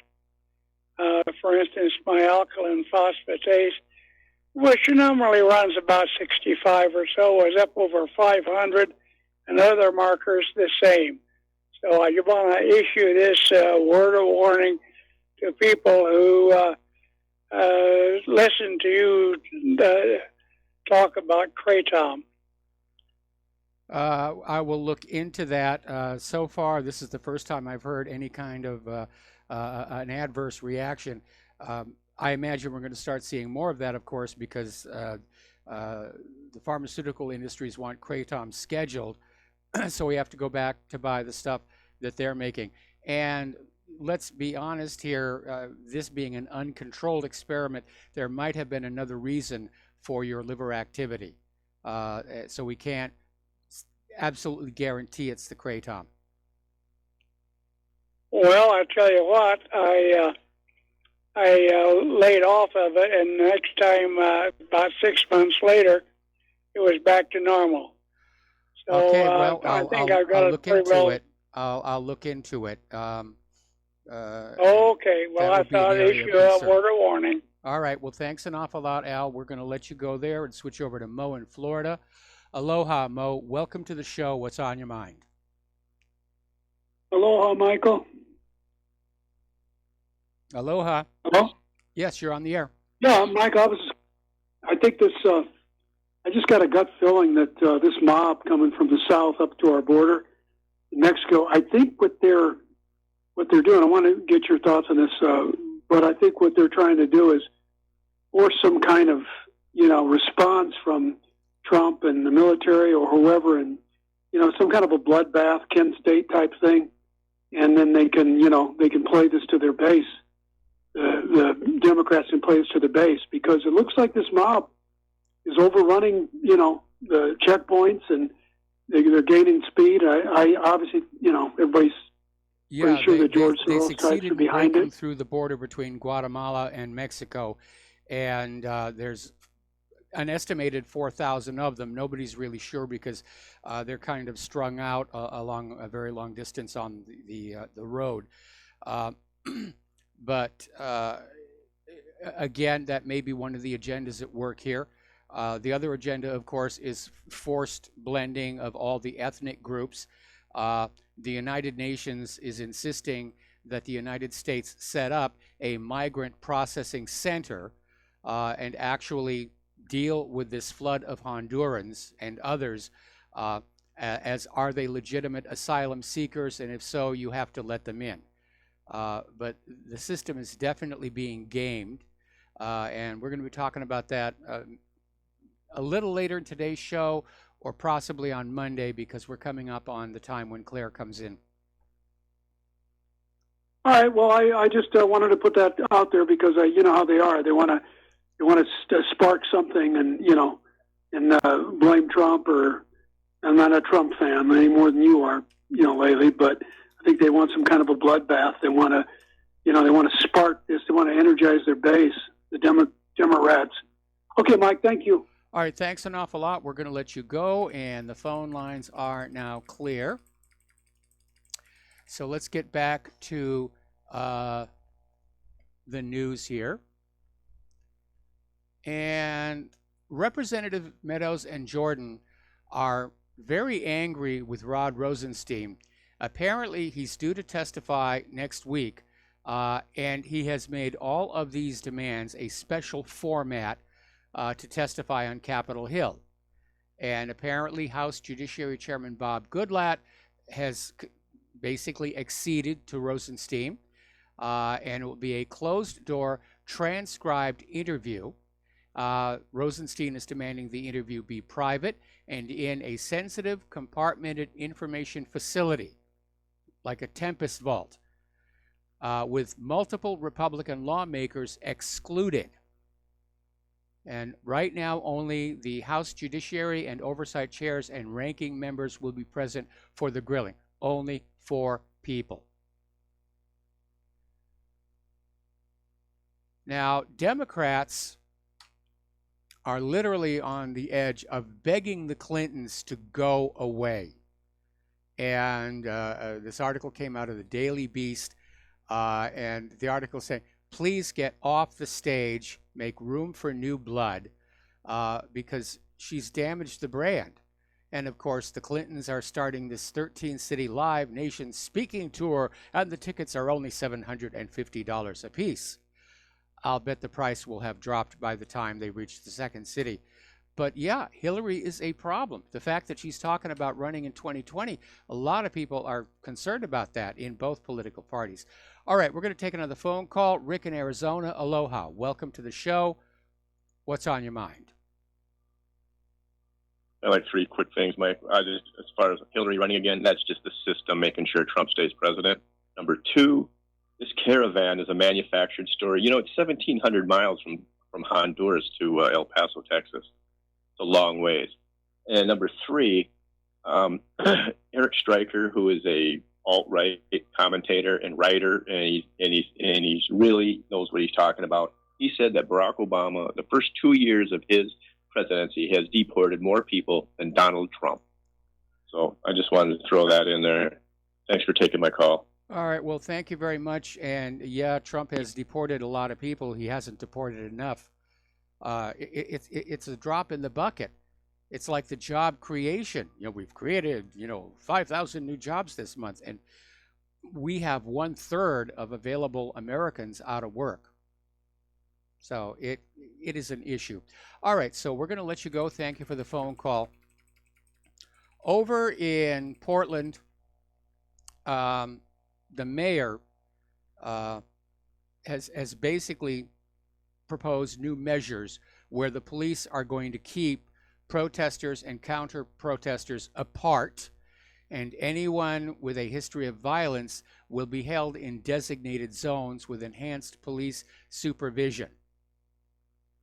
And this came from Mayor Ted Wheeler 2 days after leftist members of Antifa brawled with right-wing activism groups Proud Boys and Patriot Prayer, which saw the protesters beating each other, assaulting each other with pepper spray. Some injuries happened. So we're getting into this era of political violence, and it's being encouraged. Over at the University of Mississippi, there is this assistant professor of sociology, James Thomas, who literally tweeted out saying, don't just harass conservatives in restaurants. Put your hands into their salads. Put your whole fingers in their salads. And an official for the University of Mississippi said, while we value free speech, obviously, this requires an investigation, and they condemn statements that encourage acts of aggression. Now, Chris McDaniel, a Republican Mississippi State Senator and independent candidate for the Senate, called Thomas a low-life liberal. So it's getting testy out there. Nancy Pelosi has joined with Hillary Clinton, implying that if the Democrats don't get what they want, that there may be violence. She came out with a comment, there will be collateral damage to those who disagree with us. Now, interestingly enough, Nancy Pelosi got a taste of her own medicine. She was down at a restaurant in Miami and was accosted by a crowd of Cuban Americans who literally drove her out of that restaurant. So now, Nancy, you know how it feels. And apparently the issue with the Cuban Americans is that they feel the Democratic Party is focusing way too much attention on Mexican immigrants and ignoring the issues of Cuban Americans. So they're getting in her face here. Here's where it's getting dangerous, and I do not agree with this, but I'm going to report on that anyway. Former Montana Republican Party Chair Will Deschamps Sr. took to Facebook to encourage Trump supporters to bring firearms to the Trump rally. in case the protesters show up. And asked to explain himself, he clarified he was worried about Antifa and continued to make comments saying, yeah, people have a right to defend themselves. Well, it's kind of a gray area. If everybody's carrying guns, or a number of people are carrying guns peacefully and not causing anything, it might deter Antifa from starting violence. But the possibility of somebody firing a shot to start a melee cannot be overlooked. One of our callers was talking about Kent State. That was actually triggered by an undercover FBI informant who fired a starter pistol. And at that point, the National Guard thought the student protesters were shooting at them. That's when they opened fire. So, the founder of #MeToo has now hit out against Hillary Clinton for claiming that Bill Clinton's affair with White House intern Monica Lewinsky was not an abuse of power. So Hillary's just getting it from all sides. And speaking of getting it from all sides, apparently Claire McCaskill she's in trouble because of the Project Veritas video clips of her campaign staff saying she's hiding her real views from the moderate voters. That her real views on immigration are hard left. She wants total gun control, and the Missouri media is just all over it. And of course, McCaskill is now screaming that Project Veritas be investigated because they did journalism, and we can't have that in this country. Now, over in Ohio, Democratic Senator Sherrod Brown has been hit with allegations of sexual assault. And they are much like the ones levied against Supreme Court Justice Brett Kavanaugh, dating back to the 1980s. And unlike Kavanaugh, the corporate media is totally silent. Not a mention of it. Because he's a Democrat. We don't talk about such things with the Democrats. It's only with the Republicans here. Okay, let's get into the economic news here. The stock market ended slightly in the green, but less in the green than when Friday began. So the trend was still down, but it didn't actually get into the red here. Shale oil. It looks like their glory days may be over. And they caused a lot of damage with all this fracking, a lot of environmental damage. They ruined a lot of people's homes because the tap water now has methane coming up through it and you can set it on fire. And everybody went along with this fracking and shale oil boom because, oh, there's just tons and tons down there and we'll have oil forever. But it turns out there wasn't that much down there. And some wells in that Permian structure are already suffering from decline rates at above 15% after 5 years, much higher than the 5 to 10% originally anticipated.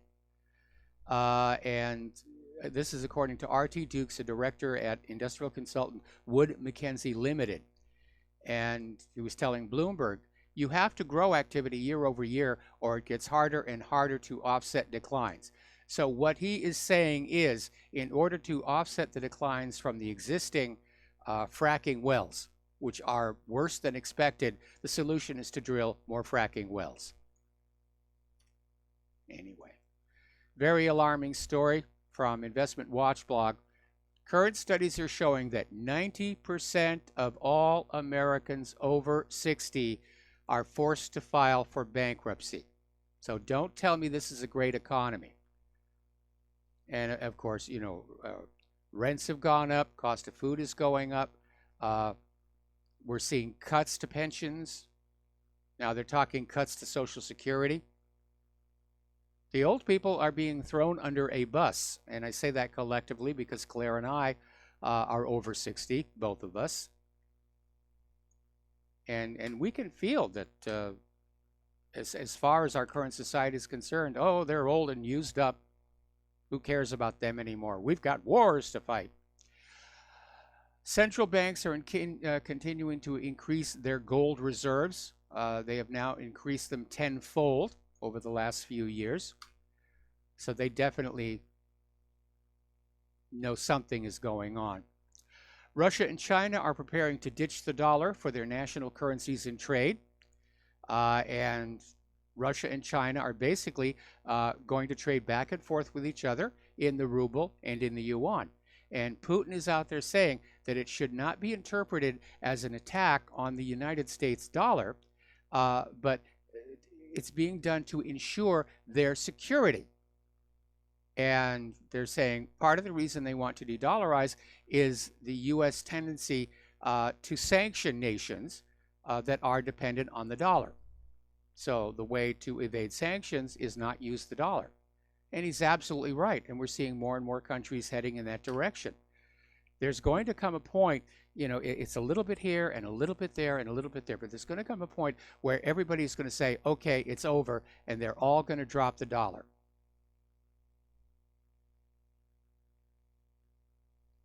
Now, apparently, down in San Juan, Puerto Rico, the FBI raided government offices as part of an investigation into fraud and obstruction of justice charges. Apparently, an anonymous tipster called into the city controller's office about how the corrupt mayor's office awards government contracts, specifically a $4.7 million deal with construction company BR Solutions. So, even in Puerto Rico, they're dealing with that. Okay, we're coming up on a commercial break here.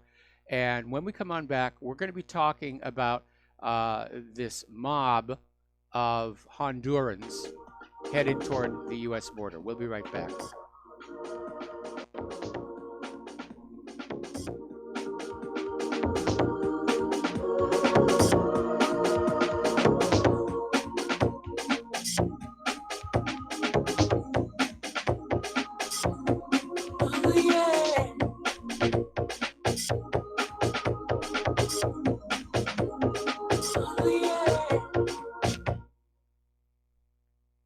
The First Amendment in the Bill of Rights limits the government's power by ensuring the freedom of speech and preserving the rights of the people. Every day that passes, our rights gradually slip away. It's time to take a stand and let the government know we're tired of losing our rights. LibertyStickers.com will allow you to express your rights and allow millions of people to see you stand up for what you believe in.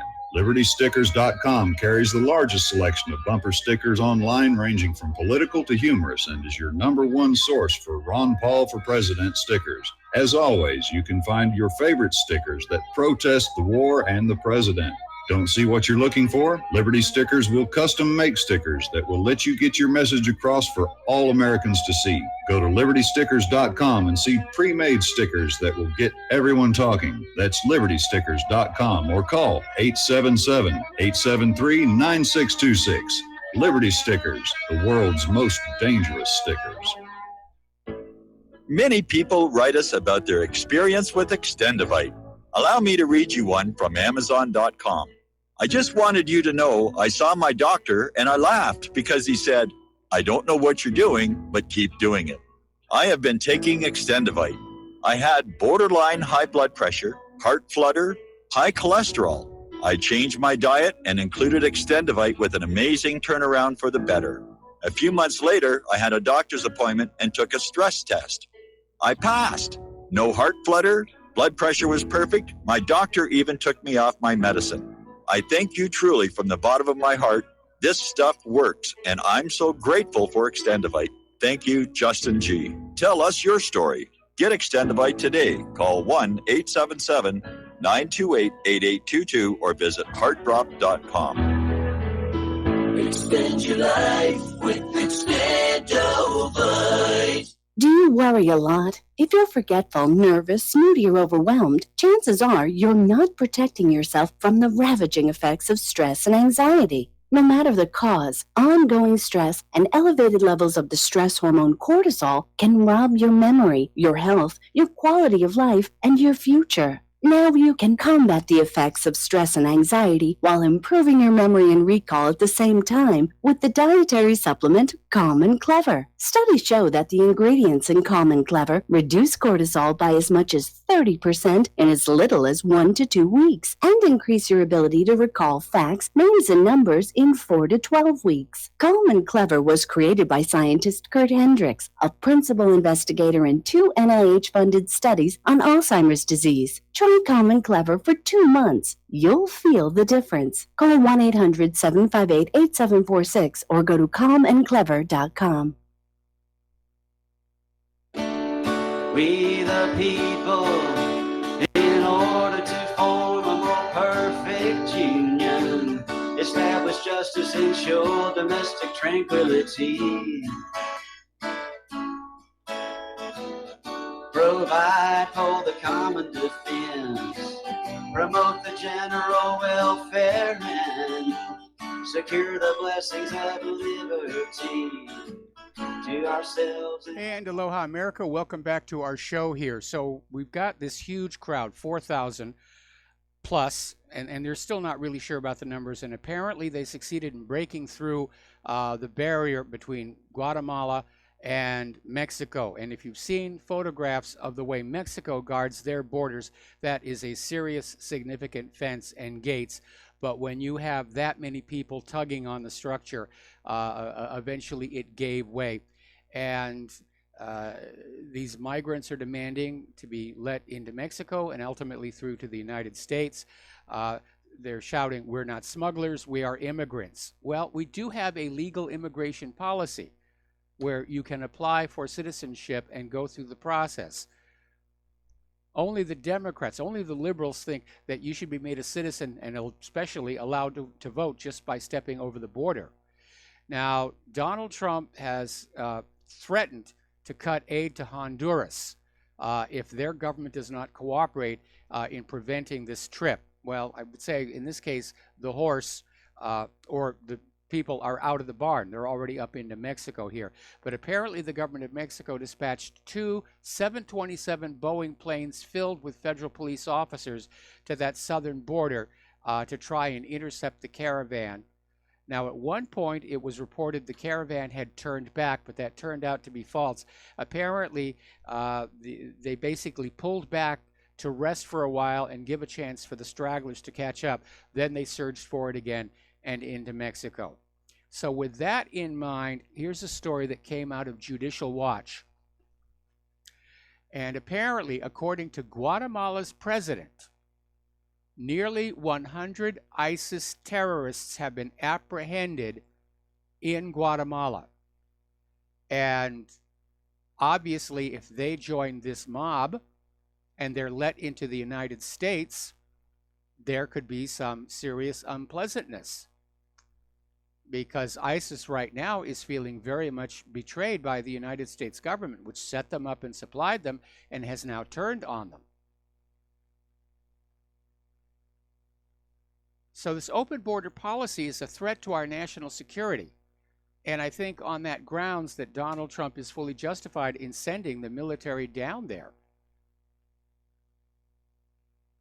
Now, I don't think we're going to see this group voluntarily turn back. There's going to be a confrontation.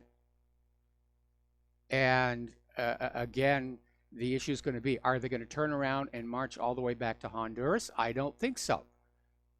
They're either going to be in the United States or they're going to be in Mexico, and neither government really wants them.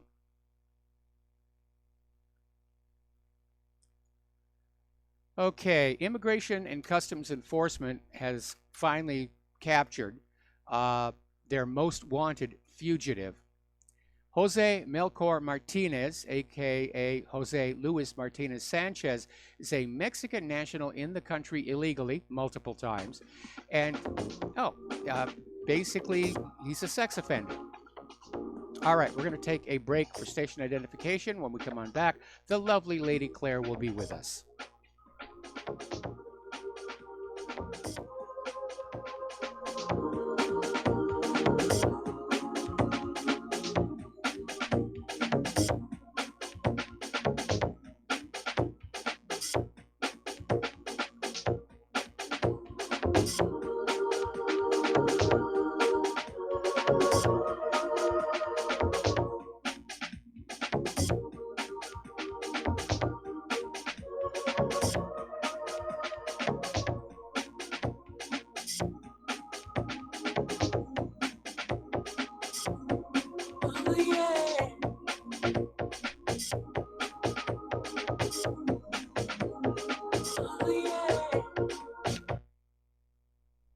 This is too good to be true, except this time it is real.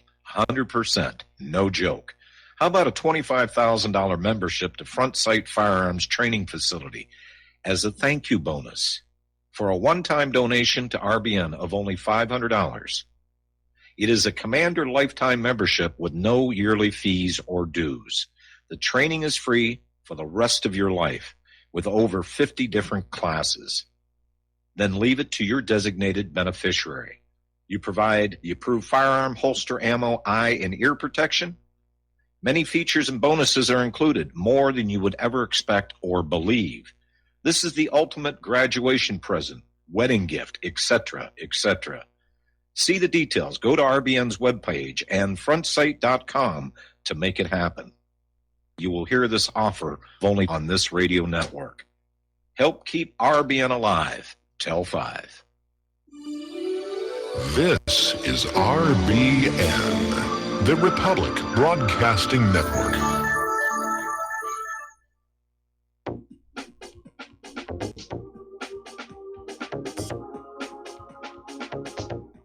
What really happened with your host, Mike Rivero. You're listening to the Republic Broadcasting Network, where you'll find out what the Fukushima's going on.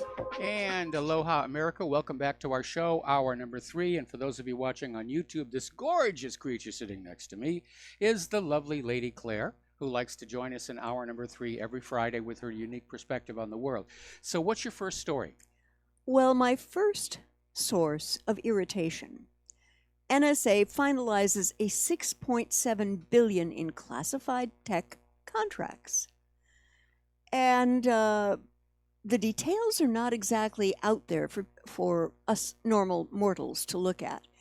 The contracts are called Greenway, and the people who got the grants, AT&T, General Dynamics, and Mantech International, in 2016.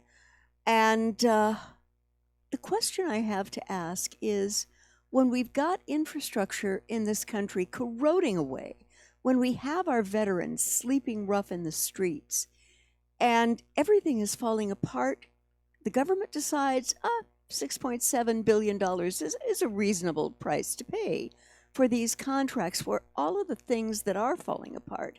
And the needs of the American people are not getting met. That really irritates me. Well, we're in a wartime economy. Yeah. The government doesn't want to admit it. Corporate media doesn't want to admit it.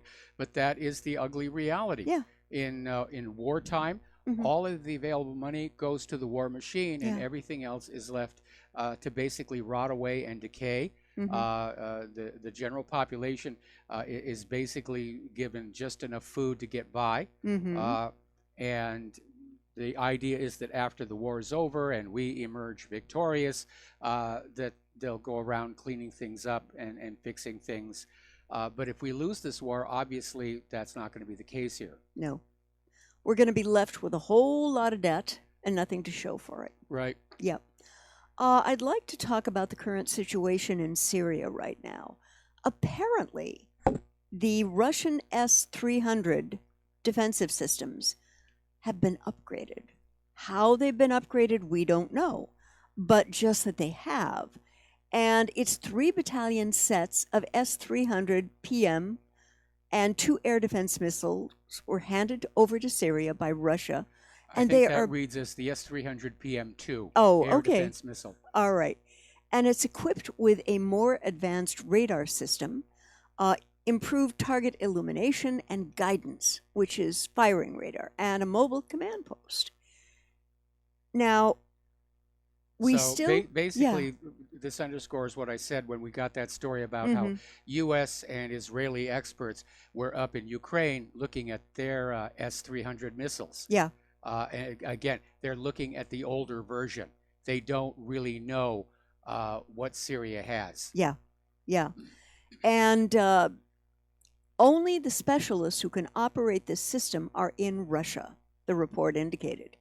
Iranians have never operated such systems because the S-300 MPU-2 supplied to Iran is, well, they call it an export version with a simplified circuit and control modes compared to what the Syrians have. Well, I have two issues to raise with that. First of all, I wonder who put out the story that Iranians were manning these S-300 missile sites. And second of all, if the Iranians were trained on the export version and can't handle the version that's in Syria, then the version that's in Syria is the top line, not normally intended for export. State of the art. State of the art. Yeah, yeah. And going on about this, I've heard stories, and I think you've mentioned stories also, that Israel is actually preparing to challenge the S-300 in Syria. Well, yeah, we've been hearing that, and right now there are reports that Israeli warplanes are flying up and down the Lebanese-Syrian border, trying to pretend that this is not a violation of their sovereign airspace, because the Israeli warplanes are just paper thin, you know. They're just really narrow, and they just go right up that line on the map here. No doubt they're trying to probe the defenses, see where the radar systems are, and of course Syria can foil that because these are mobile systems. They can be moved very, very quickly to new locations. But I think that's what's going on right now. We do know that a U.S. drone was observed examining the S-300 sites from above. But again, this is a high-risk venture. Now, there is no question that the S-300 can shoot down the Israeli, or for that matter, the American F-15s and F-16s. The wild card here is the F-35. Is it really as stealthy as advertised? And here is where it gets high risk, because were Israel to go into Syria with the F-35 and have even just one of them successfully shot down, it's going to show the world the F-35 isn't that stealthy. It can be detected. And that, of course, is going to be a sales disaster for Lockheed Martin. And also a message to the rest of the world that much of America's modern high-tech weapons are a gigantic bluff. Now, Syria did, in fact, hit one of Israel's F-35s a while back. I remember that, Israel insisted that it was, I think they blamed it on an impact with a bird or something like that. But a few weeks ago, we had that other story where a Russian Sukhoi pilot achieved radar lock on an F-22. Ooh, not good. Not good at all. Not good, yeah. So they may have found a way around stealth. So if Israel goes into Syria with the F-35, there's a lot at stake. Yeah. And apparently the Trump administration is going to be imposing sanctions on Russian and Iranian companies involved in the reconstruction of Syria. Mike, it gets more strange and more strange. Well, no, because the United States wanted to do the reconstruction in Syria because then American companies get the money. That's the whole point of going into Syria. Smash it up and then sell them a new hospital, a new post office, a new whatever. And instead, Russia's going to get the back end deal. Going back to U.S. politics and sort of focusing on the Middle East, there was an article in Zero Hedge. Bernie Sanders has heard enough. We cannot have an ally who murders a dissident in cold blood. You know, if it wasn't so painfully true that some of our BFFs, or rather, let me rephrase that, our administration's BFFs, are killers, serial murderers who believe that, carpet bombing an entire country is absolutely wonderful. It's just the finest thing to do. And I find it terrifically ironic because not only is Saudi Arabia one of the most horrific disruptors of human life in that neck of the woods, let's talk about Israel, for heaven's sakes, who Bernie Sanders would never lay claim against, even though it is a known fact through Jewish organization, NGOs, and ours, that routinely Israel tortures even children. And they have something called indefinite detention, where if the kid goes in, they might not go out again until they're an adult. I mean, if you think about it, everybody who's marching along that border fence between Gaza and Israel, carrying the Palestinian flag, is technically a dissident. And Israel has been killing them by the hundreds. It's just so funny how people can consciously leave out some of the other big offenders in various regions. Like I said at the top of the show, there's Uh-huh. clearly an agenda here, and I Mhm. think it is to force Crown Prince Mohammed bin Salman Mhm. out of the princeship, if you will, Mhm. Yeah. and replace him with somebody else. Certainly, a lot of people in the Saudi royal family are very resentful from Mhm. the way that he arrested all these very wealthy members of the And family. shook 'em down. And shook them down. Yeah, It was an yeah. absolute shakedown. So they're angry about that. I'm pretty sure I recall that Mohammed bin Salman actually has an older brother who should have been next in line for the throne, Yeah. but was passed over by King Solomon. He may be having a hand in this because there is so much media attention being put on this. There's an agenda behind it. Oh, yeah. There's and definitely an agenda. Not a word from the prostitutes about Yemen. Not a single word. Not a peep. Where tens of thousands of people have been killed, they've been maimed for life, and the United States is complicit in these Saudi war crimes. Oh, no That question is, about it. You know, when Just I like the United States is Yeah. complicit in the Israeli war Oh, crimes. of And I'm glad course. the International Yeah. Criminal Court is finally standing up and saying, yeah, Israel, what you're doing, these are war yeah, crimes. hello, you know. And it's very disheartening to me. As most of you know who read the blog or listen to our show, we're not the near side of 30 anymore. I'm pushing 70, and Mike will be a little bit in his mid-60s next I'm year. already in my mid-60s. But The if high there- side of the yeah, mid-60s. if there was a country that said, we've read your posts, come on down, we're going to accept you as citizens, and we don't do this stuff, Mike and I would be very sorely, I don't mean to put words in your mouth, but wouldn't you be very sorely tempted to take them up Yeah, on an I offer like would that? be. I would be. Yeah.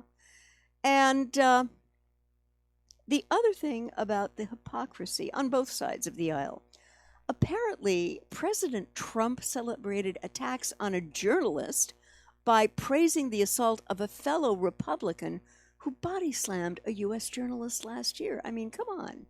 You talk about bad optics. values. Bad optics. You know, we need to be against torture, against forcibly making someone do something that is not illegal. Well, you know. Trump has been flipping back and forth Yeah. on this whole Khashoggi Yeah. situation. Mhm. At first, he was out there saying, you know, if Saudi Arabia did this, there'll be repercussions. Mhm. Then he was out there saying, well, you know, we're treating Crown Prince Mohammed bin Salman like the Democrats treated Brett Kavanaugh, Mhm. and he's actually accurate. Yeah, very. On that part Yeah. of it. Now he's back to talking tough and saying, you know, there are going to be consequences. Well, the one person in this whole thing I have to praise is House Representative Tulsi Gabbard, who represents our state. And she has apparently been leading the charge among House Democrats that the U.S. needs to let go of this political alliance with Saudi Arabia, cease the multi-billion-dollar arms deals to the country, and shut off military support for the country's ongoing assault on Yemen. And the UN put the numbers earlier this week: 13 million people on the brink of famine Well, in Yemen. with all respect to Tulsi, that's not going to happen. No. Because if the United States broke off relations with Saudi Arabia, Mhm. Two things would happen. Yeah. Saudi Arabia would immediately drop the petrodollar deal and start Mhm. selling their oil for other currencies. Yep. And they would pivot and align with Iran. In fact, they already openly threatened Yeah, that they if the did. U.S. hits them with sanctions over the Khashoggi affair, Mhm. that they are going to basically reapproach Iran on a friendly basis Mhm. rather than take part in the future U.S. war against Iran. Right, right. Another thing in the Middle East, apparently Amnesty International, which is a pretty creditable human rights organization, at least as Yes. far as I can see, they are warning of a new zero tolerance policy by Israel soldiers at the Gaza fence. And today they talked about this, and it's raising fears of escalating bloodshed. In a statement, the human rights organization asked the Israeli government to rein in its armed forces, which have routinely already used unnecessary or excessive force during Gaza's weekly Great March of Well, Return Israel's not going to demonstrations. do that. In fact, Israel Yeah. has started bombing Gaza. Yeah. And they're using this one rocket attack, which actually did hit a house, causing some damage, no injuries, no deaths. But they've already bombed 20 targets inside Gaza. Oh, man. And, Netanyahu warned Hamas, stop the protesters or we're going to attack. Yeah. But apparently Salah Higazi, who is Amnesty's deputy director for the Middle East and North Africa, said, given Israeli forces' horrific track record of using deadly force against Palestinian demonstrators in Gaza, as well as journalists, medics, and others, the announcement of a zero-tolerance policy is deeply alarming. And Higazi added that some people in the peace and human rights community are really concerned that this policy will further sanction the use of deadly force against unarmed protesters during today's demonstration, and that Israeli forces will be given carte blanche authorization to carry out large-scale genocides, escalating the bloodshed. Yep. And apparently, Israel has repeatedly used lethal force, unnecessary and excessively, against unarmed protesters in a shameless violation of international law. This is really insane. There are children in there. There are infants. There are toddlers being held onto by moms and dads and are not creating any kind of a problem, No, they just want to have a life like anybody else. Yeah. Israel is basically trying to treat them so badly that they'll voluntarily go to the Palestinian refugee camps in places like Jordan, and Israel can take the Gaza Strip back, and along with all these other punitive actions like cutting off the flow of fuel into Gaza, Israel has now further reduced the fishing boundary off of the Gaza coast to just 3 miles. And you can't find fish there. That's the problem. You can't There's find your the problem. volume of fish there. You need to do, and this, of course, resulted in a protest on the beach and more people getting injured and wounded by Israel. Yeah. But I mean, this is a horrible way for anybody to treat anybody. Yeah. And it is a war crime, and I'm glad the International Criminal Court is making noises that they may take action. Yes, me too. And I can imagine there's going to be a huge amount of political pressure saying, no, Israel is above international law. You can't do that. And always they play the victim card. We're the victim here. We're the victim. Who's got the weapons? IDF. Who's got maybe, some balloons and a placard? The Palestinians. Yeah. They're trying to fight back with balloons and burning tires and rocks, and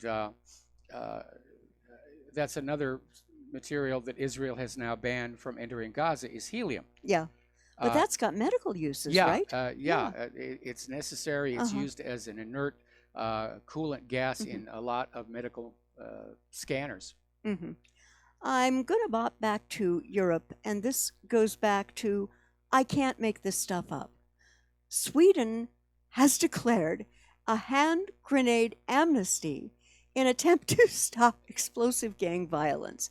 And on October 15th, Sweden began a temporary amnesty program for anyone in possession of hand grenades or other explosives, urging the public to hand over their illegal arsenals before the first part of next year. They think the bad guys are going to give up the hand grenades and explosive. Mike, what causes this kind of thinking? Well, I imagine a certain degree of desperation. Yeah. They may be aiming at that part of the population which is associating with the criminals and just came into possession of one of these things. Every time they have a gun buyback or a gun amnesty program in this country, what they actually get are weapons that were already stolen from their rightful owners, or weapons that are simply non-functional. Yeah. But I mean, I can't, it's hard for me to wrap my head around this as a reasonably logical lady. It just doesn't make any sense. And it would seem to me that Sweden is not looking at the root cause of the problem because they've chosen to become blind to it. Would you? Yeah, well, basically, the problem is that with their open borders policies, a lot of these refugees that have come on in are members of international organized crime gangs. Yeah. And so the grenades and explosives are all about turf wars. Yeah. You know, Mhm. where this particular gang can operate, Mhm. where that particular gang can operate. Mhm. And it's so bad, there are now areas of Sweden the police will not go anymore. Yeah. Because they become no-go zones because of the violence. Yep. Yeah. One or two, Bob. I just saw Yes. a lower third on Fox News Uh-huh. that the Saudis have admitted that Khashoggi was killed in the consulate. They're saying they're making arrests of the people who did it. So they're going to blame this on the lower downs. Okay. Hopefully when they come back from the commercial break, we'll get Mhm. some more details on that. Okay. Alrighty. Yeah, that's a little strange, don't you think? Yeah. Yeah. If they pin it on the lower downs, that means that none of the royal house of Saud is going to And have to plead. The plan to get rid of the crown prince Mhm. has failed. We have It's to take fizzled. a break for commercials, and we'll be right back.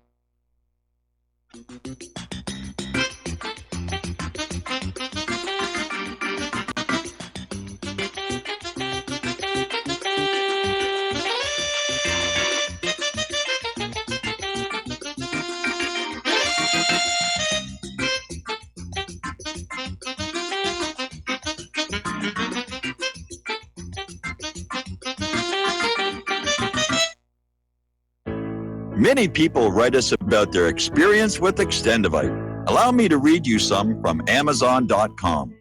It really does work like the review says it does. I cannot believe that after the first few days, I didn't feel as sluggish or clogged up. It has had a profound impact on my physical, emotional well-being. I'm skeptical as most people about products and their claims, and I never write reviews, but this is a wonderful product and I recommend it to everyone. Great product. It has brought my blood pressure from the mid 150s over the 80s to the mid 130s over mid 80s, along with diet and exercise in just the past couple of months. Excellent. Thank you, David. Tell us your story. Get Extendivite today. Call 1-877-928-8822 or visit heartdrop.com. Extend your life with Extendivite. Folks, we're living in a world the likes of which we've never perceived any clearer than we do now. The plan for global governance has been in the works for generations and would have likely been achieved by now, but for the fact that the globalists left open their Achilles heel. With all their tools, Federal Reserve System, fiat currency, no child left behind, and then Common Core education introduced to our schools to dumb us down, vaccines, pharmaceuticals to lobotomize us, GMO foods, insertion of compromised or bought and paid for politicians, judges, mainstream media propaganda, all pieced together like a puzzle designed to ultimately bring the world under submission. But with all their strategy, they forgot one thing: knowledge. And knowledge is power. With knowledge, their bombardment is nullified. Folks, with that, as brilliant and knowledgeable as you become, among the wisest audience of any radio audience in the world, and you are, I want you to take a moment to reflect and ask yourself, how much of that knowledge did I obtain from Republic Broadcasting Network? How high has my consciousness been raised since I've been a listener? How fast am I now able to discriminate truth from fake news by being a Republic Broadcasting listener? How clear am I now able to see the world since I've been listening to RBN? Ask yourselves those questions, folks. Then ask yourself, what is that knowledge worth to me? Like my morning coffee, how would I survive without it? A voice of truth in a sea of lies. Do we not all need to make sure it survives? Like public broadcasting, we are now finding we can only survive with listener support. Censorship, advertisers being attacked, truth itself being attacked. It's the only way through this. We at Republic Broadcasting humbly ask you to become a supporter. Look at your budget and make a determination of what Republic Broadcasting is worth to you and what you can afford on a monthly basis.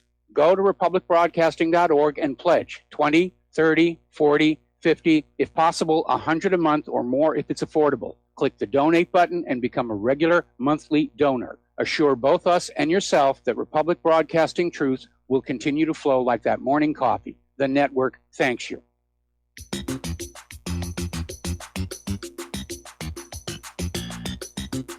Welcome to What Really Happened Radio. Visit us online at whatreallyhappened.com. And now, set your eyes on the future and let's consider what really happened. And aloha, America. Welcome back to our show. We have a caller on the line, Mateus in Canada. Aloha, Mateus. Welcome to the show. What's on your mind? Salutations to both of you. Yep. Hey, I have two things, kind of one for each of you. For starters, with more for Claire, because it's a bit of more philosophical or spiritual. What do you think of this idea that that this life is an opportunity for us to, like, really kind of deep down choose what kind of people we are, and that we have the freedom to do so by the choices that we make in our actions. And it's actually, I'm thinking it's actually like a creative process, kind of defining ourselves of if we're basically like good or bad or loving or hateful people. But you can't have creativity without freedom, and you can't have freedom without the freedom to make a bad decision. And so what do you think about that theory of why good and bad things happen in the world and bad things happen to good people? And Well, my thought would be, it's not what life throws at you. It's how you choose to respond rather than react. And I think that is a growth process, Mateus. And I think that we are all challenged every day to find that high road, even if it's not necessarily comfortable, and choose it. I really think that is my answer to that. You also need to remember that good and evil are subjective terms. Yeah. That different people have different ideas about things that are good and things that are bad. Conservatives think abortion is bad. Liberals think abortion is good. No man is a villain in their own eyes. And even these very corrupt politicians that we have running around the halls of Congress have convinced themselves that everything that they do is justified, it serves a higher and noble purpose, and that anybody who's criticizing them just has to be flat out wrong. The idea of a villain that goes around saying, I'm a villain and I'm evil, that's something that comes out of comic books and TV shows and movies. yeah, and there's a difference between a person's own opinion of themselves and a more fundamental reality check. Like, for example, if a person is fully willing to risk nuclear war, and that's obviously a bad idea, regardless of how that person views it themselves. From a larger perspective, that's just very selfish, very destructive, very insane. And so, there is actually some things that really are intrinsically better than other things. And it's really it's a kind of up for us to, we have this freedom to choose who we want to be. So all these villains that we see, these are the people that are using their free will and really digging a hole for themselves. And then people like you guys are, making your choices to, have a moral life and, really enriching yourselves inside. So moving on to the other thing, back to reality more. I just wanted to make a comment about the Khashoggi. Yes. If that's how I pronounce it. Okay, so I just want to present an alternative idea, a quick argument of why it could have taken place in the consulate, why that would make sense. The Saudis are now admitting it took place in the consulate. I'm behind the ball here. Okay, I didn't know that. This is just now breaking news. The Saudis are now admitting that, yes, this man was killed inside the consulate, and apparently they're arresting a bunch of lower-level people that they say were behind this. So the story. Okay, well, I won't make you repeat it for everybody because I'm. They're back to that. Remember when CNN's Jake Tapper teased the story that Saudi Arabia was going to admit that Khashoggi had died in the consulate during a botched interrogation? Apparently, that is what the official story is now going to be. Right. Yeah, and I was just going to say that if you were going to commit a crime, would you rather commit it in a place where the police are allowed to go or a place where the police are not allowed to go? Just that one simple piece of logic right there, mixed with the hubris before the fall, mixed with the fact that he's committing war crimes in Yemen, mixed with the fact that, by the way, some sources are saying that he not only imprisoned his fellow princes and extorted money, but that he actually hung some of them upside down, beating them a bit.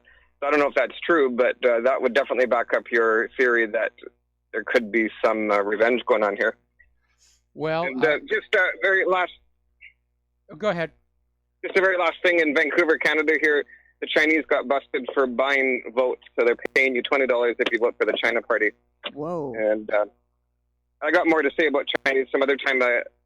Everyone's really soft and easygoing about the Chinese takeover that's happening all over the world in many different levels. And, I'm definitely on the side of urging caution that, like, Canada is being purchased by Chinese, and we had a Chinese flag-raising ceremony on the balcony of our city hall, and we had red Chinese scarves being worn by our own Caucasian council members that were elected, wearing this red. So, okay, have a good weekend. You All too, right, thanks an Mateus. awful lot. We got to take another break for commercials, and we'll be back with more news.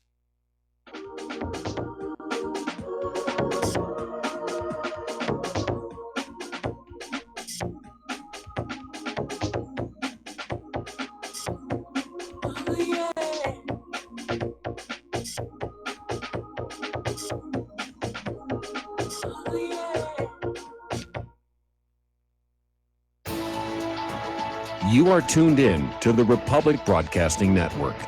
Visit our website by going to republicbroadcasting.org.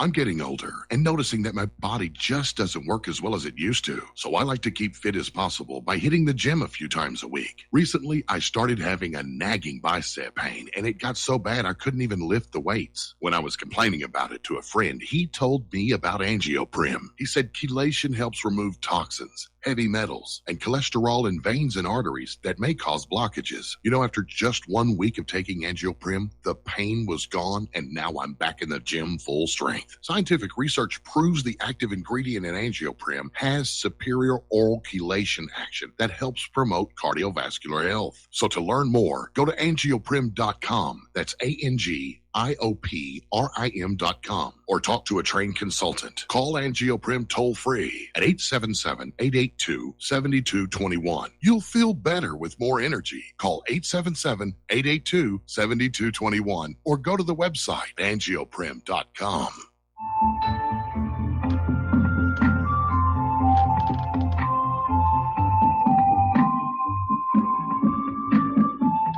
Do you know there is an ongoing war right here in America? Are you aware that U.S. citizens have been classified as enemies of the state since 1933? Have you recognized that our entire government is really a vast network of interlocking corporations engaged in commerce? Look up Title 28, Section 3002. Tune in to In Defense of Humanity on Saturday nights at 7 p.m. Central Time. Find out what's really going on and learn how to protect yourself and your family as flesh and blood men and women living in a corporate reality.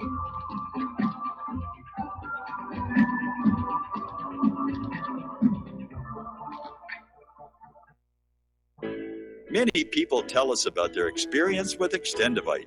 Just listen to what Glenn has to say. Prior to taking it, I had diabetic neuropathy. The Extendivite reduced that significantly. Acid reflux was reduced. I had athlete's foot, very severe. Trimmed that down to about 75%. Dandruff, almost completely gone. I had occipital neuralgia at the base of my skull. I was having migraines, reduced by about 90%. Heart palpitations, my heart would kind of stall out. I would skip a beat. Very uncomfortable. And when walking from downstairs going to sleep, by the time I got to the bedroom, which is just one flight of stairs, my heart was pounding, coming out of my chest. My vision was blurry. This completely solved that problem. Great product. Thanks. Tell us your story. Get Extendivite today. Call 1-877-928-8822 or visit heartdrop.com. Extend your life with Extendivite.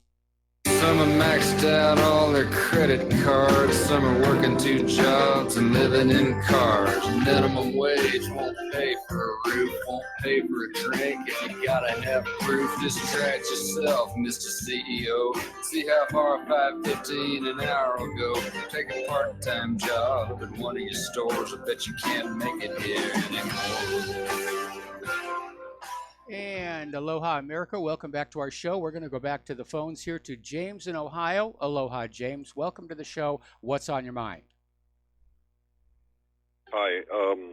I know several people, including myself, that have taken Kratom for quite a while and have had liver function tests, and they're okay. So I'm sure there was another reason for the callers.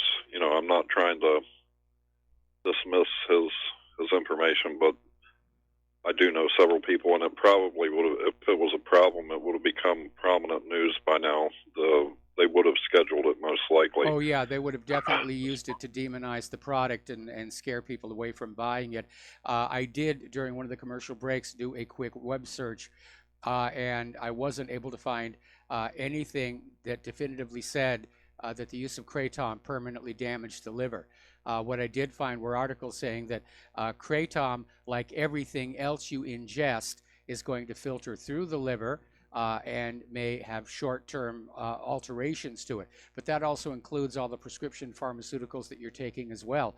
And if you listen to the people who are talking very rapidly at the end of those glitzy pharmaceutical commercials, a lot of them will say, can damage your liver. So I don't know what this other individual's issue was, but I'm going to continue to research this. And everybody else there who is thinking about using this product, do your own homework on it as well. And I'll let you know what I find next week. Okay. One more thing for Claire. I happen to be a Christian, and talking with my friends who are not, and who are atheists, I explain it this way. The Bible was, when they criticize the Bible was written for a group of people who were at the end of the Iron Age, and they were farmers. If you start talking about genes and germs and outer space, and I think it would be too much future shock. In addition, I sent you a link to a biblical scholar who knows the ancient languages, and he addressed the oft-cited idea that the Bible has been corrupted and rewritten and all this. Well, he talks about the New Testament, and he uses an example. His name is Daniel Wallace, and he uses an example with slides that show that in ancient Greek, you can write John loves Mary over 1,000 different ways of scrambling the syntax, and as long as the thing at the end is right, then it all says John loves Mary. So there's no way, there's no way for the New Testament to be corrupted. The New Testament was written in ancient Greek. That's one thing he goes over. He goes over quite a bit of the differences in ancient manuscripts of the Bible. So, but I thought you would enjoy that information. Thank you for your time. Well, thank you very much here. Basically, the books that originally became the New Testament were written, for the most part, in Aramaic, and then they were translated into Greek. And then when the Council of Nicaea sort of decided these books are the Bible and these others are not, it was retranslated again into Latin. Because early Christianity was aimed at the Roman population who had the money to support a major church, hence the Roman Catholic Church. And there are some known corruptions in there. For example, the real name of the historical figure on which Jesus was based was Joshua. Because if you take the Aramaic Yeshua directly into English, it's Joshua. But the name Jesus was an artifact that was created by first translating the Aramaic into Greek and then walking it into Latin. So it has been a game of gossip, and we know that in medieval times, churches were in fact changing the Bible to suit their own particular theology. That's why when Gutenberg came along with the printing press and ordinary people were finally able to read Bibles, and they were saying, well, look, this Bible here doesn't agree with that Bible over there, which ultimately led to the standardized King James Bible. But if you look today at how many different versions of the Bible there are out there now, in particular the Scofield Bible, which is that whole rapture thing in it, which didn't exist in those original texts. No. Right. I agree with you about the Scofield Bible, and it's been insinuated into seminaries everywhere, especially, strangely enough, the Baptists and the Pentecostals. That would not surprise me. Yeah, that wouldn't surprise me. Rothschild paid for him a Swiss villa to live in which to rewrite the Bible. Mm-hmm. Yep. Yeah. You can read about it in the book Scofield and his amazing Bible. I think it was called. Mm-hmm. But that's all I have for you. Thanks. All right, thanks keep an up the awful good lot, work. James. Yeah. We're going to let you go and switch over to Mark in New York. Aloha, Mark. Welcome to the show. What's on your mind? Hey, Mike. This is Mark. I just want to say thank you for having me on your show. Enjoying your show. It's been great. Very informative. But I thought with you and Claire on, I was following my Facebook page today, and I got a lot of memes and stuff from my liberal friends about Mitch McConnell and the Republicans. And I was a little maybe you did talk in depth on it. I didn't get to hear the whole show. But I just wanted to see with you and Claire on there exactly what I should be looking for. When I searched, I saw all the Google, every liberal outlet seemed to be saying the same thing. Mitch is going to take your benefits away, Medicare and Social Security. And I didn't really see any kind of reply back from any kind of conservative outlet, except for Paul you need Ryan. to understand right now that the corporate social media, Google, Twitter, YouTube, Facebook, they're filtering conservative content. So the liberals can sit out there and just tweet away all kinds of accusations, and you're not going to be allowed to see the responses that are coming back from conservatives. It is that blatant right now. Yeah. And Mitch... Even on DuckDuck, because I look at DuckDuck first, and it was really hard. I tried every type of query. Yeah, DuckDuckGo is a good search engine. It's my favorite search engine as of right now. But we've been hearing from a lot of different voices in the government that they're going to have to cut Social Security and Medicare because they're just going to run out of money because the Social Security Trust Fund has been depleted. A lot of that money was basically, especially during the Clinton administration, grabbed and put into the General Revenue Fund to cover government spending. And the more our present administration is spending on war, the less they have to take care of the American people. As I said earlier in the show, we're living in a wartime economy. And the older people who are unable to carry a rifle and shoot who they're told to shoot just don't figure into that equation anymore. We become collateral damage, if you will, to these wars. Well, in the event of war, I'm a hostage.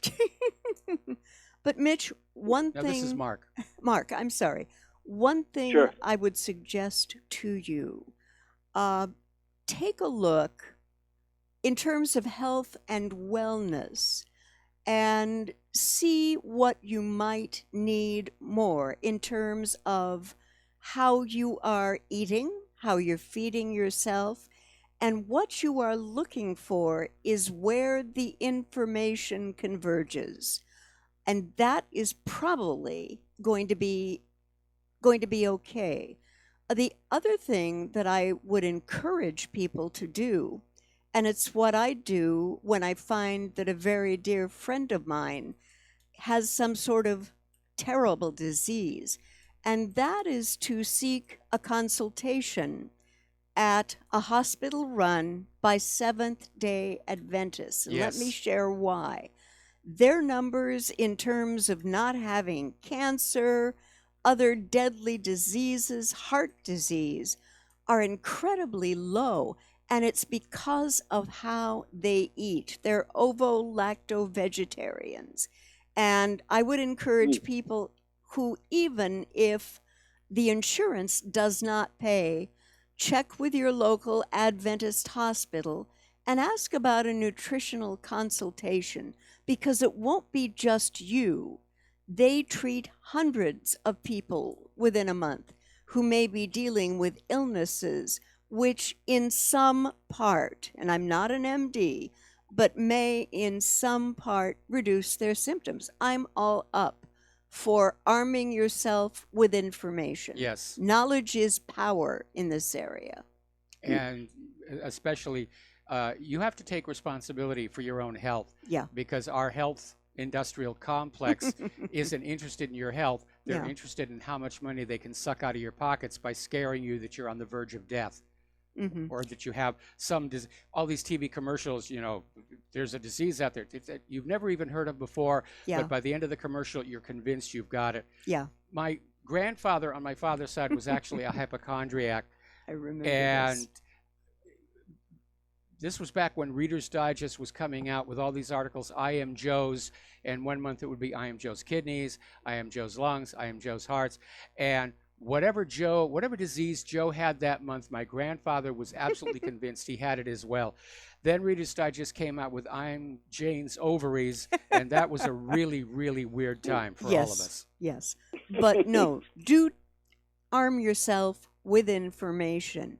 And if you're shopping I agree. for a doctor, find one that is very pro complementary medicine, meaning they're talking about good, healthy stuff for you to eat and to avoid prefab food of any kind because it's not good for you. Yeah. No, it isn't. And Yeah. never, I mean, ever. this summer I was looking into it. I had the flu, and I'm familiar with like juicing and stuff. I had Lyme disease, so I had to like educate myself a little bit because it did affect my liver. Yeah. Taking all the stuff, so I found some even Kindle books on for a couple of bucks. They had some great suggestions on taking care of my body Yeah. and stuff. So I do juice a little bit more, banana, apple, some veggies. So I'm a little bit aware of it, and it does help.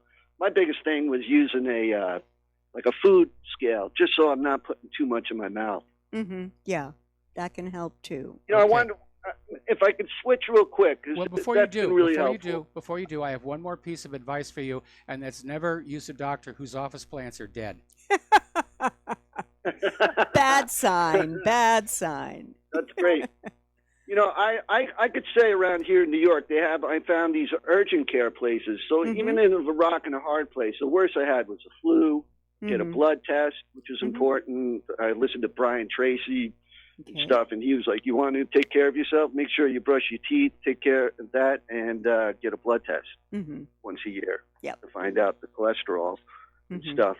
But, you know, another thing, I've been going back and forth. It's really heating up with my social media stuff. And another thing I thought of was trusting the government with your money as compared to the corporations. And I put out the question nobody wanted to ask was like, who do you trust more, the corporations or the government? And who in proportion is more corrupt? Like, I looked at the Fortune 500, tried to use that and say, okay, let's look at how many people there are corrupt as opposed to how many people in the government. To me, I was thinking that, you know, there's a lot more corruption in government with the cronyism.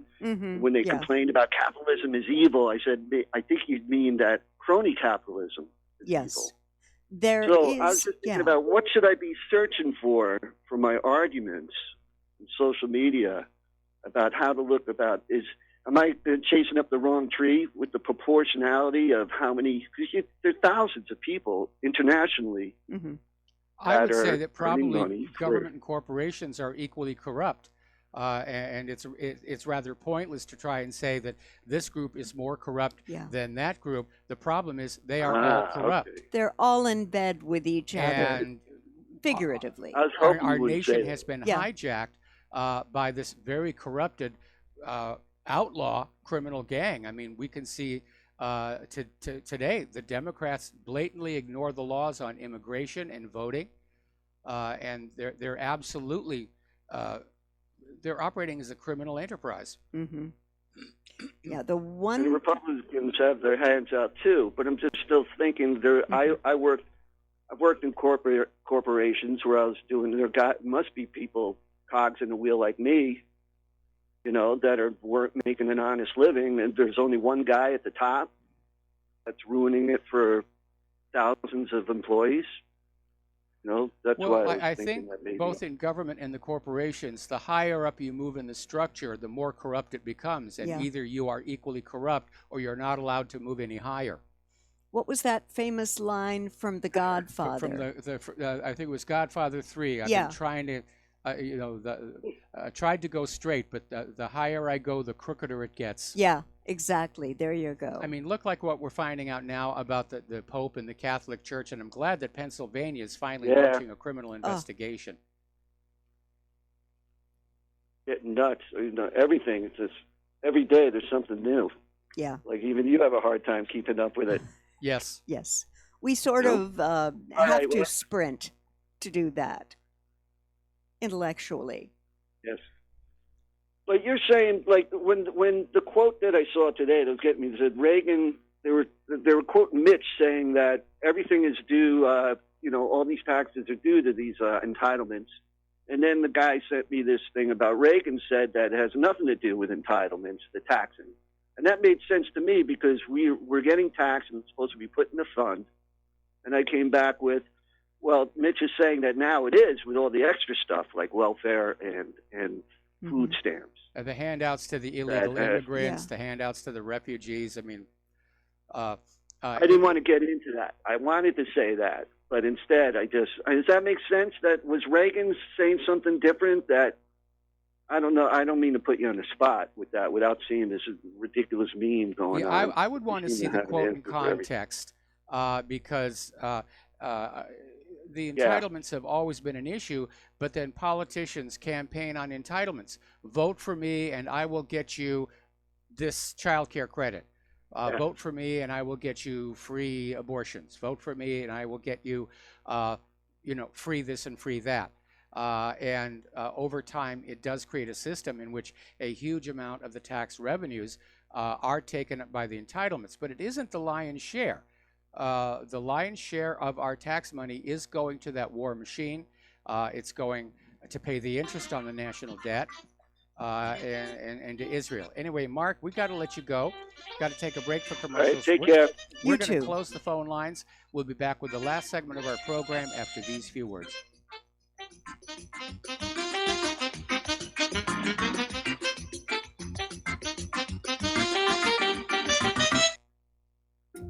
Homeowners, are you in foreclosure, expecting to be served with a foreclosure lawsuit, or suspect your lender has coerced you into an illegal mortgage transaction?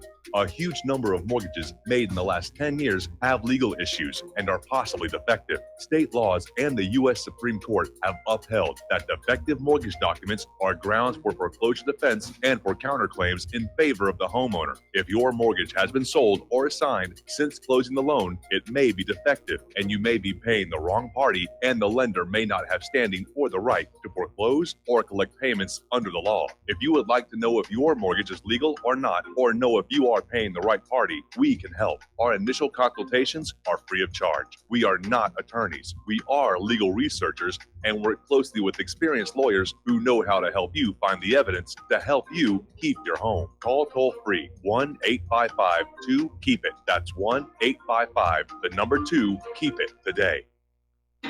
Without the right accessories, any guy can be off the mark. Whether you've invested thousands in your arsenal or you own a single trusted firearm, a visit to AROutfitting.com is in order. It's one of the finest online selections of tactical optics and AR parts and add-ons, like EOTech, quick target acquisition with no peripheral loss. Browse the full range of Nikon scopes and binoculars. AROutfitting.com can illuminate your world with Streamlight gun-mounted lights from keychain to large handhelds, up to 1,100 lumens. Find some stability with Battenfield tactical bipods. AirOutfitting.com has CMMG gun parts, barrels, assemblies, handguards, part kits, and more, plus mag-full clips and magazines. I know I've got you excited, so take a breath. Head to AirOutfitting.com. The site's super easy to navigate and features a ton of technical info, including links to manuals. We also welcome vendor and manufacturer inquiries. Remember, if you don't see it, we can get it at AROutfitting.com. This is too good to be true, except this time it is real. 100%. No joke. How about a $25,000 membership to Front Sight Firearms Training Facility as a thank you bonus for a one-time donation to RBN of only $500? It is a Commander lifetime membership with no yearly fees or dues.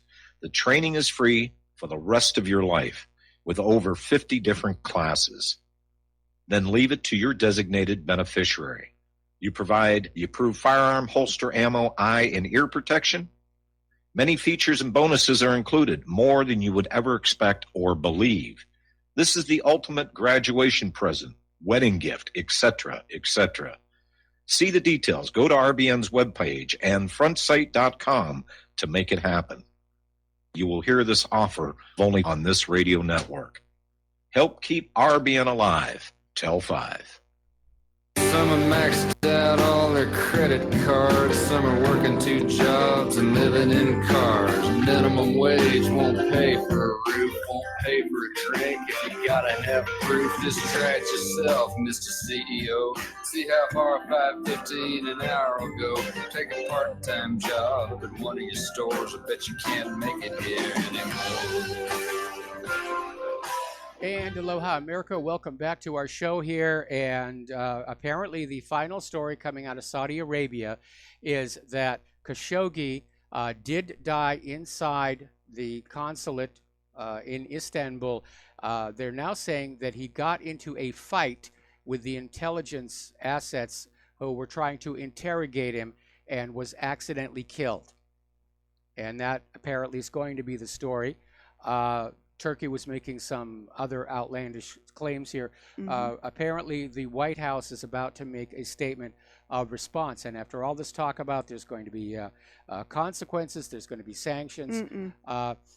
You know, Saudi Arabia is now saying that it took them a while to find the truth, but they're making arrests among the people who committed this crime, and they're vowing an overhaul of their intelligence services.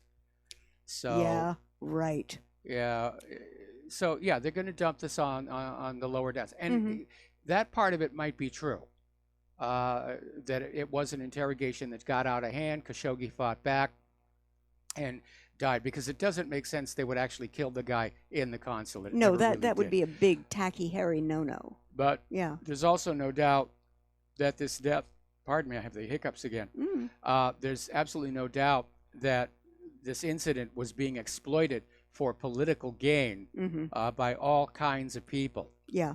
And so we'll see what's going to go on with there. You have a story that everybody needs to hear. Okay. There has been a recent study that 90% of table salt does contain microplastics. And they were studying sea, rock, and lake salts. And 90% of them, salt brands sold around the world, contain microplastics. Now, that's a very disconcerting thought. That is not a good thing at all. And if nothing else that we've said motivates you to perhaps go to a health food store and say, what about your salt? How can you tell me that it doesn't have microplastics in it? Where does it come from? And you have to source it and bring home something that's a little safer and easier for you and your family to digest, because human beings do not have a capability of really digesting plastic well. At least I don't think so. No, we don't. Yeah. And it's capable of basically eroding the gut. And as I understand it, the problem is primarily with sea salt, which is basically evaporated seawater. And as you know, there's a tremendous amount of plastic pollution in the ocean. Yeah, it's grim and out there. apparently this is where it's all coming from. Apparently mined rock salt does not have this problem. So that's going to be a big boost to the salt mine industry. Yes, definitely. And but yeah, I mean, that is really very serious. And the report came out of researchers in South Korea and at Greenpeace East Asia. And they tested 39 salt brands that are sold around the world, and 36 of them contained microplastics. All right, well, there's the music. It's time for us to get on out of here on this Pauhana Friday. Please stay tuned for John Stadmiller. I'm sure he's got lots of interesting things to share with you. Please take what you learn here, share it with everybody that you know.